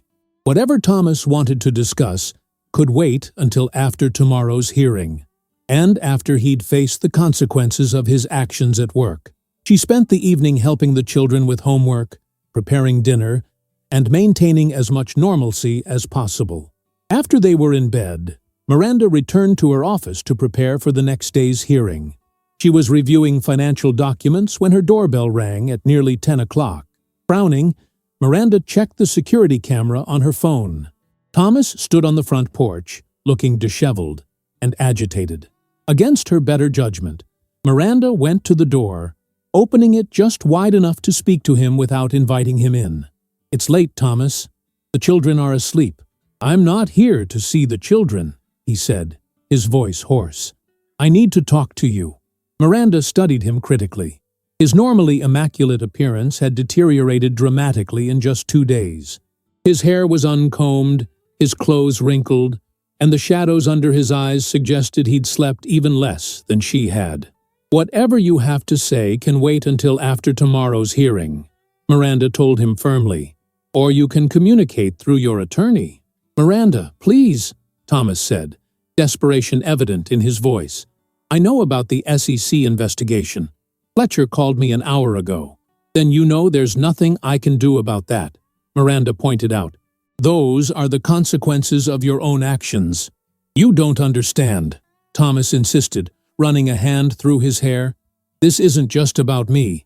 If this goes public, when this goes public, it's going to affect Lucas and Sophia too. Their friends, their school, their whole lives." Miranda felt a flash of anger. "You should have thought about that before you started embezzling client funds and hiding money offshore. Before you started sleeping with other women and lying to our faces every day." Thomas flinched as if she'd slapped him. "I know I've made terrible mistakes. I know I've hurt you, hurt our family. But please, Miranda, don't let the children suffer for my sins." "What exactly are you asking for?" Miranda demanded. "Do you expect me to somehow stop the SEC investigation? To convince your firm to cover up potential crimes? Because that's not happening, Thomas." "No, nothing like that," Thomas said quickly. I want to protect the kids from as much of the fallout as possible. And I want a chance to explain everything to you. The whole truth, not just what you think you know." Miranda almost laughed. "The whole truth? From you? That would be a first." "I deserve that," Thomas acknowledged, surprising her. "But there's more to this situation than you realize. Things that might affect how you approach the divorce, how we handle the next few months." Miranda crossed her arms, her legal mind recognizing that whatever information Thomas possessed might indeed be valuable, regardless of her personal feelings toward him. "You have 5 minutes," she said, stepping back to allow him inside but leading him no further than the foyer. She had no intention of inviting him into the heart of the home he'd betrayed. Thomas stood awkwardly in the entryway, looking around as if seeing the house for the first time. "It wasn't supposed to be like this," he said quietly. "Horizon Holdings. It started as a legitimate investment vehicle, a way to diversify client portfolios with higher risk, higher reward opportunities. And then I got greedy," Thomas admitted. "The early returns were impressive. I started moving more money in, taking larger risks. When some investments failed, I covered the losses with new client funds, telling myself I'd replace it when the next big win came through." "Classic Ponzi scheme," Miranda observed coldly. Thomas winced, but didn't deny it. "I was desperate to maintain the success, the reputation. And then Natasha happened." "Ah, yes, the blonde in the pool," Miranda said sarcastically. "Your financial consultant." "She is a financial consultant," Thomas insisted. "A brilliant one. I met her at a conference last year and was impressed by her investment strategy. I brought her in to help salvage Horizon, to legitimize it." He laughed bitterly. "Obviously that's not all that happened between us. And the other women? The hotel charges? The jewelry purchases?" Thomas had the grace to look ashamed. "There were others. Not many. Not serious. Just distractions, I guess. From the pressure. From the lies. From the fact that our marriage had become more of a business partnership than a romance." Miranda felt a fresh surge of anger. "Don't you dare blame our marriage for your infidelity. I was right here, Thomas. Working, yes. Building my career, yes. But I came home every night. I was faithful. I was honest." "You're right," Thomas conceded. "It's not an excuse. Nothing excuses what I did to you, to us." He hesitated, then added quietly, "The irony is, the only good thing to come out of this mess was Meridian Consulting. Natasha really is building something valuable there, with clean money, legitimate clients." "How comforting," Miranda said dryly. "Your mistress has ethics, even if you don't." Thomas flinched again but pressed on. "The point is, I know there's no salvaging our marriage. I know I've done unforgivable things, but I'm asking you, begging you, to consider a divorce settlement that shields the children as much as possible." "Meaning what exactly?" "Meaning we keep the public fighting to a minimum," Thomas explained. "We agree to generous terms for you and the kids, naturally. The house, substantial support payments, college funds fully restored. In exchange, you don't pursue punitive measures beyond what's fair." Miranda studied him thoughtfully. "You're worried about your professional reputation, whatever's left of it after the SEC investigation. I'm worried about our children having to hear their father called a criminal, a thief, a fraud," Thomas corrected. "I'm worried about them carrying the stigma of my mistakes." Miranda considered his words carefully. As much as she wanted Thomas to suffer for his betrayal, she couldn't deny the wisdom in minimizing the public spectacle for Lucas and Sophia's sake. "Here's what I can offer," she said finally. "I won't go out of my way to destroy what's left of your reputation. I won't speak to the press or share details beyond what becomes public record, but I will pursue what's fair and right for our children, including full custody and financial arrangements that reflect the reality of your misconduct." "Full custody?" Thomas looked stricken. "Miranda, whatever I've done, I'm still their father. I still love them. And they still love you," Miranda acknowledged, "which is why I'll agree to visitation rights as long as you remain available to visit." She didn't need to elaborate on what might make him unavailable. "That's fair," Thomas conceded after a moment. "More than fair, given everything." "One more thing," Miranda added. "I want complete transparency about Horizon Holdings, Meridian Consulting, and any other financial entanglements you've created. Not just what the SEC uncovers, but everything. If I find you're still hiding assets or information, all bets are off." Thomas nodded solemnly. "Full transparency. You have my word." He gave a humorless laugh. "For whatever that's worth now." "Not much," Miranda confirmed, "but it's a start." She moved toward the door, signaling that the conversation was over. We'll see what the judge says tomorrow, and what happens with the SEC. As Thomas stepped outside, he turned back one last time. For what it's worth, Miranda, and I know it's not worth much, I really am sorry. Not just for getting caught, but for everything. You and the kids deserved better. Miranda regarded him silently for a moment. Yes, she agreed simply. We did. She closed the door without waiting for his response, leaning against it as she heard his footsteps retreat down the walkway, followed by the sound of his car starting and driving away. Despite her exhaustion, sleep eluded Miranda that night. She lay awake, replaying her conversation with Thomas, preparing for the hearing, and worrying about how Lucas and Sophia would weather the storms ahead. By morning, she had developed a clear strategy, not just for the divorce proceedings, but for shepherding her children through the crisis as gently as possible.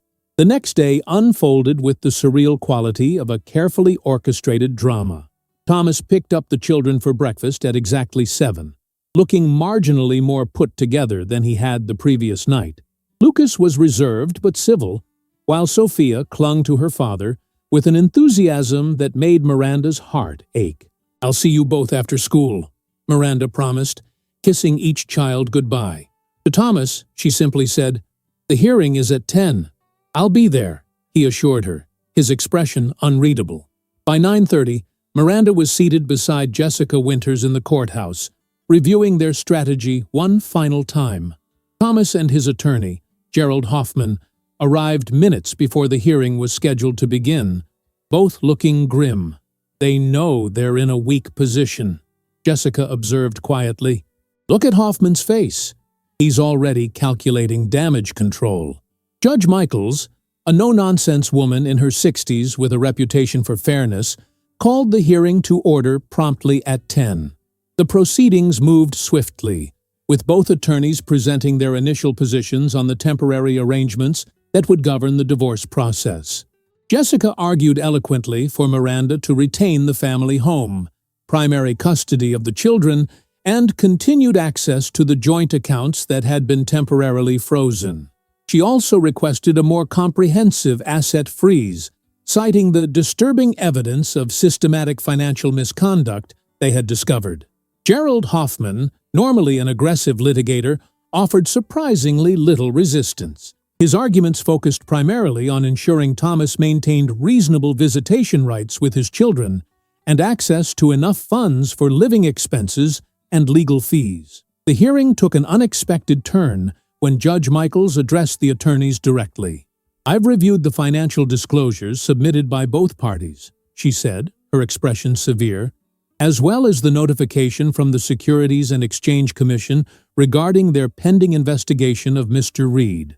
Given these unusual circumstances, I'm inclined to issue a more comprehensive temporary order than I might otherwise consider." She proceeded to grant virtually everything Jessica had requested. Miranda would retain exclusive use of the family home and primary custody of the children. Thomas would have supervised visitation rights twice weekly and every other weekend. The joint accounts would remain frozen except for specific household expenses and children's needs, with Miranda as the designated administrator. Most significantly, Judge Michaels ordered a comprehensive forensic accounting of all assets associated with either Thomas or Miranda, including business interests, investment accounts, and any offshore holdings. "The court takes a very dim view of attempts to hide marital assets," she stated firmly, looking directly at Thomas. "Mr. Reed, I strongly advise full cooperation with this process. Any evidence of continued concealment will be considered contempt of court, with all applicable penalties." Thomas nodded silently, his face pale but composed. As the hearing concluded, Miranda felt a strange mixture of vindication and sadness. The legal victory was unquestionable, but watching the public dismantling of what had once been a loving marriage brought no joy. Outside the courtroom, Gerald Hoffman approached Jessica with an unexpected proposition. "My client would like to discuss settlement options," he said quietly. "He's prepared to be extremely generous in the interest of resolving this matter efficiently. Jessica glanced at Miranda, who nodded slightly. "We're willing to listen," Jessica replied, "but given the evolving situation with the SEC investigation, any agreement would need to include provisions for potential future developments." "Understood," Hoffman agreed. "Perhaps we could schedule a conference next week after the initial SEC findings are available?" As they parted ways, Miranda caught Thomas watching her from across the hallway. Their eyes met briefly, an entire decade of shared history passing between them in a silent exchange that acknowledged both what had been lost and the reality that there was no going back. Miranda was heading toward the parking garage when her phone rang. The caller ID showed David Fletcher from Reed Financial Advisors. "Ms. Vega," Fletcher began as soon as she answered, "I wanted to inform you that we've completed our initial review of the Horizon Holdings situation. The findings were more concerning than we initially anticipated." Miranda stepped into a quiet alcove, away from the bustling courthouse corridor. "How so?" "The total amount diverted appears to be closer to $5 million, not $3 as we estimated yesterday," Fletcher explained. "And we've discovered evidence that suggests Thomas was not acting alone." Miranda frowned.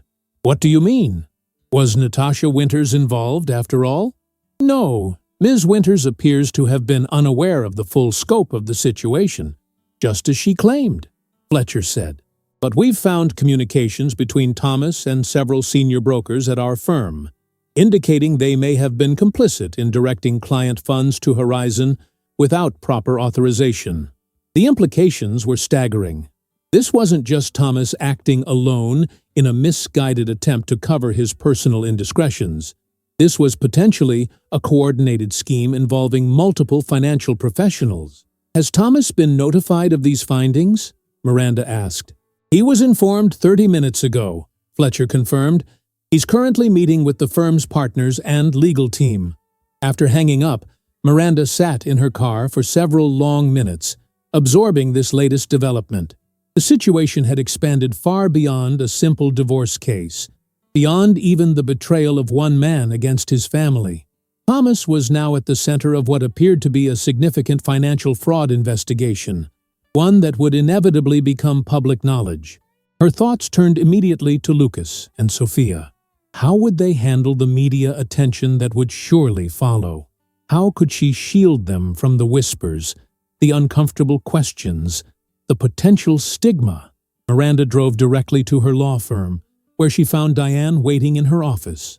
"I heard about the hearing," Diane said, rising to embrace her friend. "Jessica called, said you got everything you asked for." "And then some," Miranda confirmed, sinking into her chair. "But the situation keeps getting more complicated. Reed Financial just discovered evidence that Thomas may have been part of a larger scheme involving multiple brokers at the firm." Diane whistled low. "That's going to be a media-feeding frenzy when it breaks." "Exactly what I'm worried about," Miranda agreed. "The kids are already struggling with the divorce itself. Add in potential criminal charges against their father, reporters possibly showing up at our door, classmates whose parents may have lost money in the scheme. You're thinking about taking a leave of absence," Diane guessed, studying Miranda's face. Miranda nodded slowly. "Just until things settle down. The children need stability right now. Someone fully present to help them navigate this mess. Take all the time you need," Diane assured her. "The firm will manage without you for a while, and your clients will understand." "There's something else I'm considering," Miranda added hesitantly. "The house, our house, is in one of the most visible neighborhoods in the city. Everyone knows everyone's business. Lucas and Sophia are going to be subjected to endless scrutiny and gossip." "You're thinking of moving?" "Temporarily, at least," Miranda confirmed. "My parents still have that lake house about an hour outside the city. It's peaceful, private, and the local school is supposed to be excellent. It might give the kids some breathing room while the worst of this blows over." Diane considered this. "It's not a bad idea. A fresh environment, away from the immediate fallout. But are you sure uprooting them is the right move when they're already dealing with so much change?" I'm not sure about anything right now, Miranda admitted, except that I'll do whatever it takes to protect them.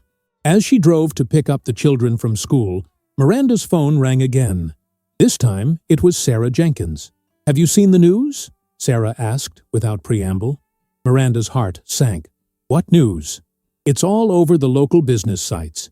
Reed Financial Advisors under investigation for client fund misappropriation. Thomas isn't mentioned by name yet, but everyone in the industry will know he's involved." "That was fast," Miranda murmured. "The SEC meeting was only supposed to happen this morning." "Someone leaked it," Sarah said. "And Miranda, there's something else. According to the article, the investigation involves up to $5 million in client funds potentially diverted to offshore accounts." Miranda sighed heavily. "I just heard the same from their compliance department. It's worse than they initially thought." "How are Lucas and Sophia doing with all this?" Sarah asked, her voice softening with concern. "They don't know the full extent of it yet," Miranda said. "They know their father is in trouble at work, that we're getting divorced because of his affair. But they don't understand the potential legal consequences, the public scrutiny that's coming. If there's anything we can do to help—" "Actually, there is," Miranda said, making a decision. "I'm thinking of taking the kids to my parents' lake house for a while, just until the worst of this blows over. Would you be willing to check on the house occasionally? Collect the mail, that sort of thing?" "Of course," Sarah agreed immediately. "Whatever you need. But Miranda, are you sure running away is the answer?" "I'm not running away," Miranda corrected firmly. "I'm creating space for my children to process a very difficult situation without the added pressure of being under a microscope. There's a difference." After hanging up, Miranda arrived at the school just as classes were letting out. Lucas and Sophia emerged from the building together, Lucas keeping a protective eye on his younger sister as they navigated the crowds of students. Miranda watched them approach the car. These resilient young people who were about to face challenges no child should have to endure. In that moment, her resolve hardened. She would do whatever was necessary to guide them through this crisis, not by shielding them from all pain or truth, but by creating a safe space where they could process their feelings and emerge stronger on the other side. As they climbed into the car, Lucas immediately sensed something was different. "What happened?" he asked. "You have that look." "What look?" Miranda asked, genuinely curious. "The one you get when you're about to tell us something important," Lucas explained. "Like when you told us Grandma was sick, or when you said we were moving to the new house." Miranda smiled faintly at her son's perception. "You're right. I do have something important to talk to you both about. But first, how was breakfast with your father this morning?" Sophia launched into an enthusiastic description of the super awesome pancakes they'd had, while Lucas simply shrugged and said, "It was okay. Dad seemed weird, though, like he was trying too hard." "Did he say anything about work, about the problems we discussed yesterday?" Miranda asked carefully. "He said he made some mistakes, but that he was going to fix them," Lucas reported, "and that no matter what happens, he loves us and will always be our dad." Miranda nodded, recognizing the careful language Thomas had used, truthful without being frightening, preparing the children for changes without revealing the full severity of the situation. "Your father is right about that," she acknowledged. "He will always be your dad, and he does love you very much." She took a deep breath. "But the problems at his work are more serious than we first thought, and they're likely to become public soon." Sophia looked confused. "Public-like on TV? Possibly," Miranda admitted. "At the very least, in the newspapers and on local news sites. And when that happens, people might start asking questions or saying things about your father that could be uncomfortable for you." Lucas's expression darkened. "You mean like calling him a criminal?" "Something like that," Miranda confirmed, impressed once again by her son's perceptiveness. "Which is why I'm thinking we might take a little break from the city for a while. Spend some time at Grandma and Grandpa's lake house." Sophia's eyes widened with excitement. "Really? With the tire swing and the canoe and everything?" "Yes, with all of that," Miranda smiled, grateful for her daughter's ability to find joy even in difficult circumstances. We'd stay for a few months, maybe through the summer. You'd attend the local school there to finish out the year. What about Dad? Lucas asked. Would he visit us there? Miranda hesitated, uncertain how to answer without revealing too much about Thomas's potential legal troubles. Your father would still see you regularly, but the arrangements might be different than what we initially discussed. We're still working out those details. Lucas seemed to accept this, but his next question caught Miranda off guard. Are we running away because you're ashamed of what Dad did? No, Miranda said firmly, meeting his gaze in the rearview mirror. We're not running away, and I'm not ashamed. Your father made serious mistakes, but shame isn't productive for any of us right now. We're creating space to heal, to process what's happening, to figure out our new normal without the pressure of being under everyone's watchful eye. I want to go, Sophia declared decisively. The lake house has frogs. Our house doesn't have any frogs. Miranda smiled despite herself. That's true. The lake house definitely wins on amphibian population. When would we go? Lucas asked, his tone suggesting he was considering the idea more seriously. I was thinking this weekend, Miranda replied. We'd pack what we need for now, and I can come back for anything else later. As they pulled into their driveway, Miranda noticed a news van parked across the street. It had already begun. The media interest, the public spectacle that would surround Thomas's case, and, by extension, their family. Let's go in through the garage, she suggested casually, pressing the remote to open the door. And how about we order pizza tonight while we make our packing lists for the lake house? That evening, as the children worked on their packing lists with varying degrees of enthusiasm, Sophia's included 17 stuffed animals and fairy wings, Miranda's phone rang with a call from an unexpected source. Natasha Winters. Ms. Vega, I apologize for calling again, Natasha began, her voice tense. But I thought you should know that the SEC investigators have been at our office all day. They've seized all Meridian's records and frozen our business accounts. Miranda moved to her home office, closing the door for privacy. I'm sorry to hear that. Are they treating Meridian as part of the fraud? No. They've made it clear I'm not a target of the investigation, Natasha clarified. But as a business closely connected to Thomas, we're under scrutiny, and without access to our accounts, I can't pay staff or meet our obligations to clients. That sounds like something your attorney should handle, Miranda pointed out, uncertain why Natasha was calling her. My attorney is handling it, Natasha confirmed, but there's something else. Thomas came to the office just before the investigators arrived. He gave me a flash drive and asked me to pass it along to you. Said it contains information you'll need for whatever comes next. Miranda frowned. Did he say what kind of information? No, just that it was important. He seemed different. Resigned, I guess. Like a man who's accepted his fate. After ending the call, Miranda sat at her desk, staring at the blank computer screen. What could Thomas possibly have left for her that was so important? And why deliver it through Natasha, of all people? Her phone buzzed with a text from Jessica. Just heard from Hoffman. Thomas wants to meet tomorrow to discuss comprehensive settlement. Says he's prepared to sign over everything without a fight. Suspicious timing. Call me. Miranda did call, and they spent the next 30 minutes discussing the implications of Thomas's sudden capitulation. He knows he's facing potential criminal charges, Jessica reasoned. Probably wants to secure as much goodwill as possible before things get worse. Or he's trying to protect whatever assets he can by appearing cooperative, Miranda suggested. Either way, I want to know what's on that flash drive before we agree to any meeting. Absolutely, Jessica agreed. For all we know, it could be evidence he's trying to keep from the SEC by passing it to you, which would make me an accessory if I don't turn it over, Miranda noted grimly. Exactly. Be very careful with whatever he's sent you, Miranda. Document everything, and don't access that drive without me present. The next morning, Miranda met Jessica at her attorney's office to examine the flash drive Natasha had delivered. With the firm's IT security expert present, they carefully scanned the device for malware before accessing its contents. "It's clean," the tech confirmed, stepping back to allow Miranda and Jessica to view the screen.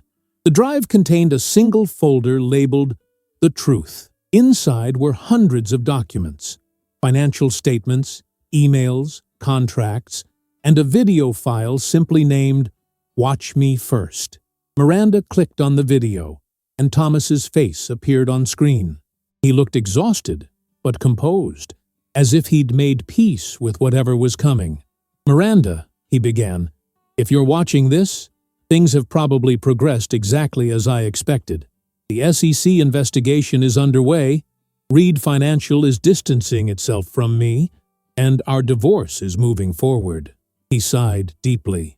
"I've made a complete mess of everything, and there's no undoing the damage I've caused to our family." Jessica paused the video. "Do we need to be concerned about this being some kind of confession that implicates you?" Miranda shook her head. "I don't think so. Play it." When the video resumed, Thomas continued. "The documents on this drive represent the complete truth about Horizon Holdings, Meridian, and everything else. I've held nothing back.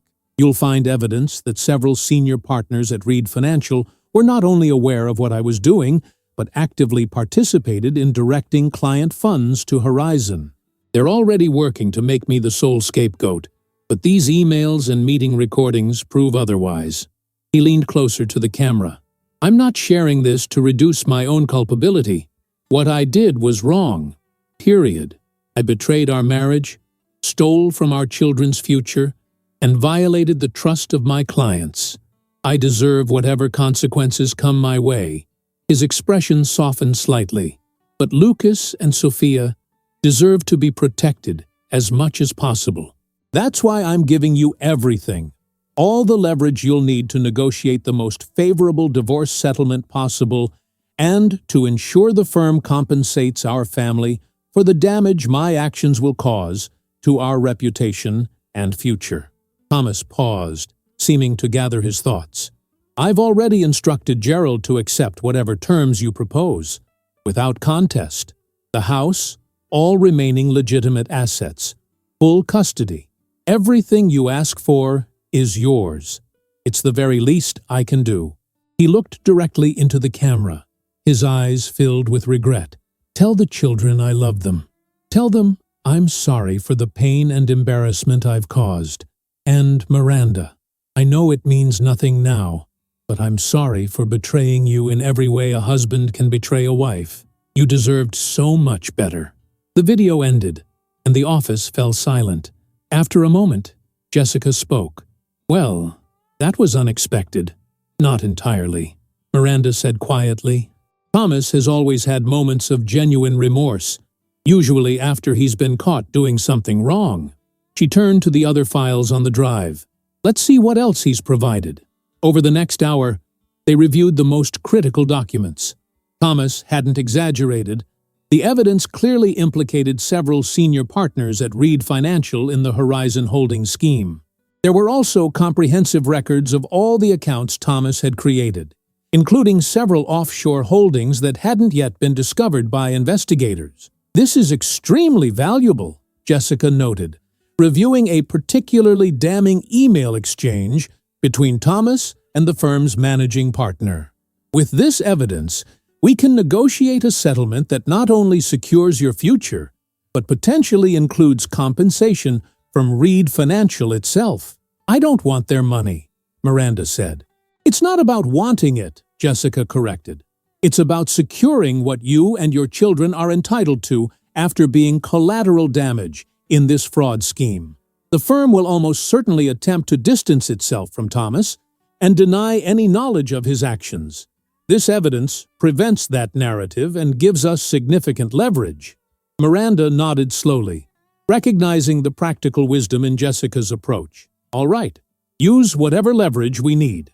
But my priority remains protecting the children from as much fallout as possible." 3 days later, Miranda stood on the dock at her parents' lake house, watching Lucas and Sophia explore the shoreline. The clear water lapped gently against the weathered wood beneath her feet, and the afternoon sun cast long shadows across the lawn. It was peaceful here, exactly what they all needed. The move had happened quickly.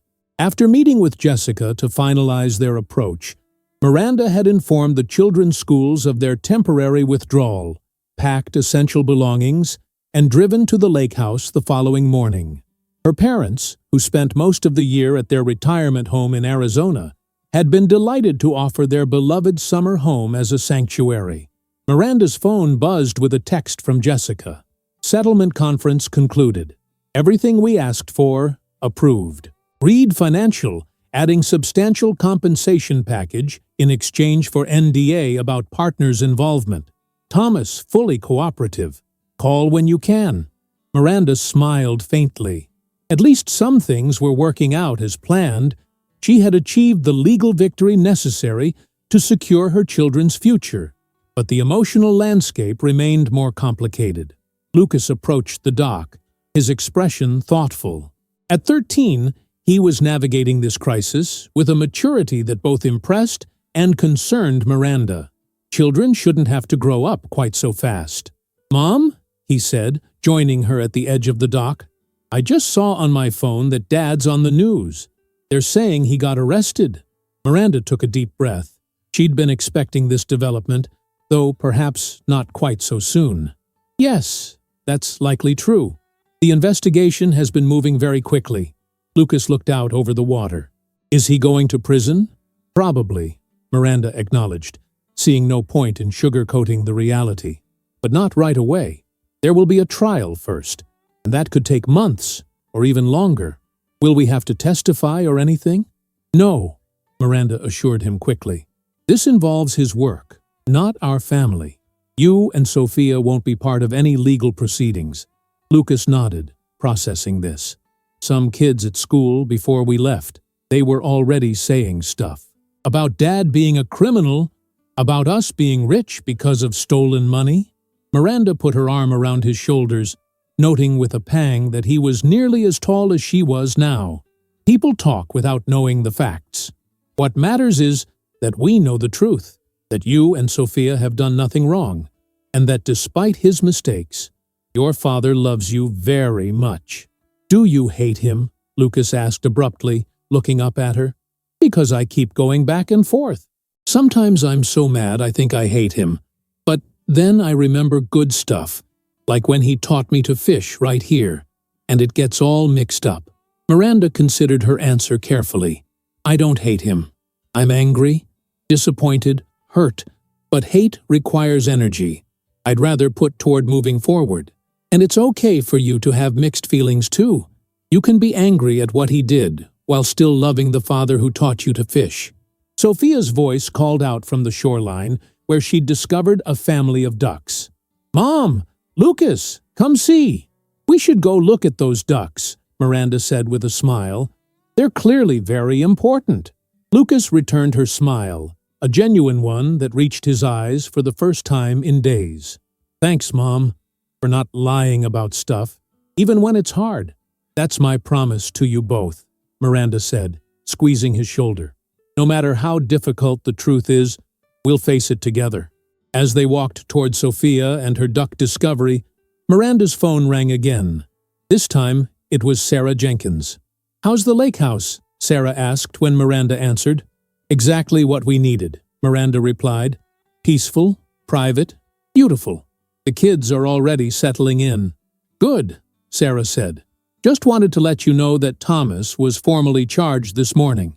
It's all over the local news. 7 counts of wire fraud, securities fraud, and misappropriation of client funds."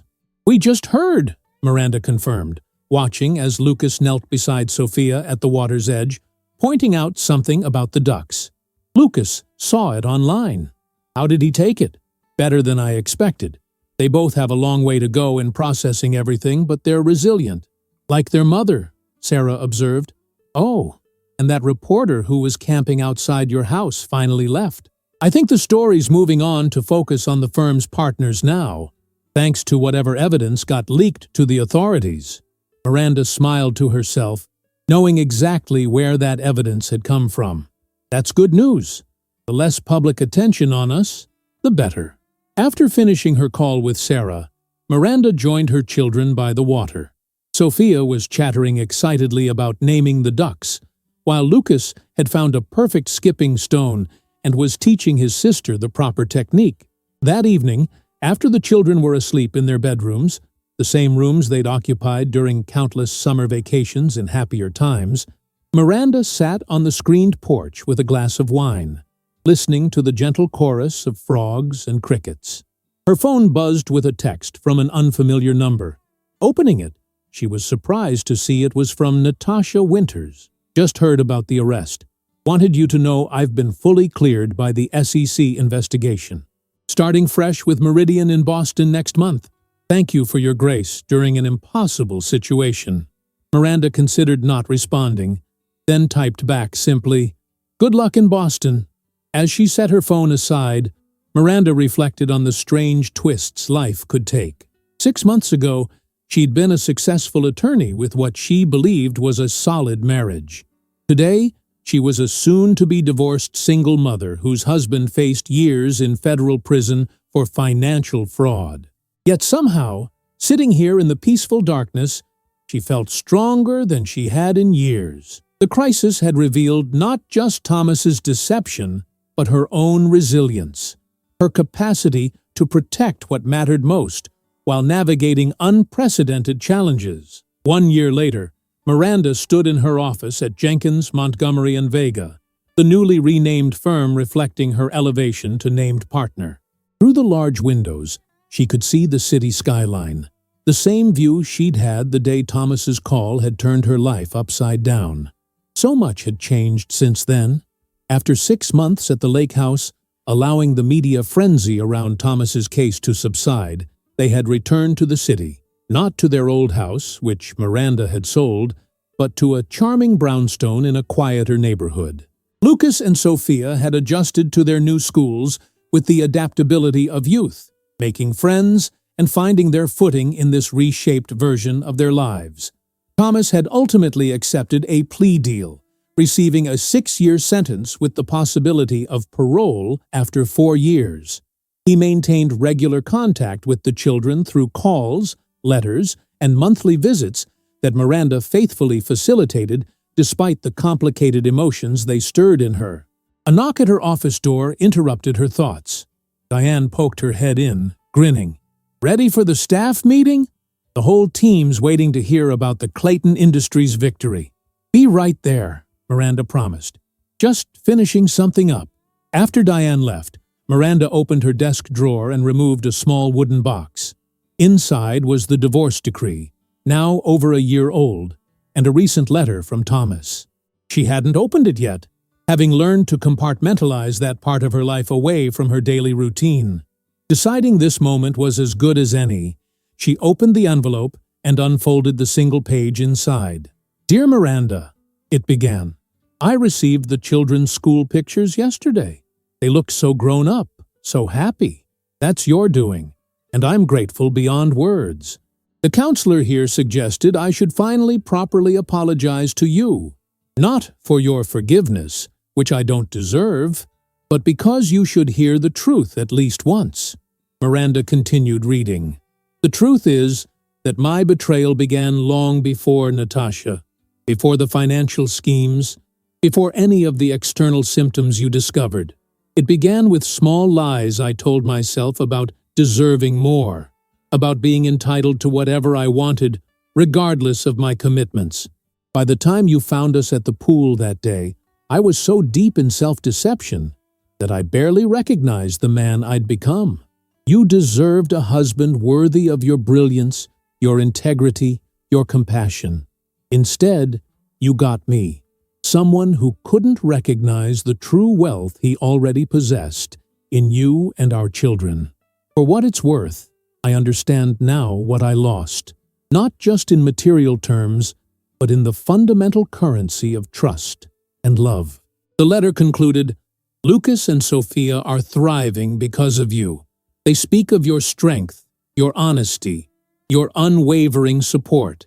You've shown them what resilience looks like in real life, not just in inspirational quotes. whatever else I failed at, and the list is extensive, I at least helped create a family with an extraordinary mother at its heart. With respect and remorse, Thomas. Miranda folded the letter and returned it to the box, closing the drawer with a quiet finality. There was a time when such words might have cracked her composure, stirred up the pain of betrayal afresh. Now, they simply existed as part of a story she'd already processed, a chapter closed, but not forgotten. Her phone buzzed with a text from James Harrington, the environmental law specialist she'd been dating for the past few months. "Still on for dinner tonight? Made reservations at that new place you mentioned." Miranda smiled as she typed her response. Looking forward to it. Their relationship was still new, unfolding with the deliberate pace of two people who understood the value of building on solid foundations. James had his own divorce in his past and respected the careful boundaries Miranda maintained around her heart and her children. Gathering her notes for the staff meeting, Miranda paused at the office door, looking back at the space she'd created for herself. The awards on the wall, the children's artwork framed beside her law degree, the comfortable chair where clients sat to receive her focused attention. This was her life now. Not the one she'd planned, not the one she'd expected, but one she'd built deliberately from the pieces of what had shattered. In many ways, it was stronger than before, reinforced by the knowledge of her own capabilities, her unwillingness to settle for less than she deserved. As she headed toward the conference room, Miranda reflected on the most important lesson she'd learned through this journey, that sometimes the most devastating betrayals could ultimately lead to the most profound liberation. Thomas's deception had broken their marriage, but in doing so, it had freed her to discover just how powerful she truly was. Not just as an attorney, but as a woman who could face unimaginable challenges and emerge not merely intact, but transformed. The woman who had stood frozen at the edge of that pool, watching her marriage dissolve in chlorinated water, would never have imagined the life she now led. A life defined not by what had been lost, but by what had been found in its place. Deeper relationships with her children, a thriving career built on her own terms, and most importantly, an unshakable trust in her own strength. That strength, Miranda now understood, had been there all along. It had simply taken a crisis to reveal it, like a diamond emerging from tremendous pressure, its brilliance all the more striking for the darkness it had endured. If you enjoyed the story, leave a like and subscribe to the channel. And drop a comment below. What city are you watching from? And if your heart tells you to, feel free to leave me a tip on Buy Me a Coffee. Just check the first pinned comment. Thanks for keeping me company and for the coffee, and I'll see you in the next story.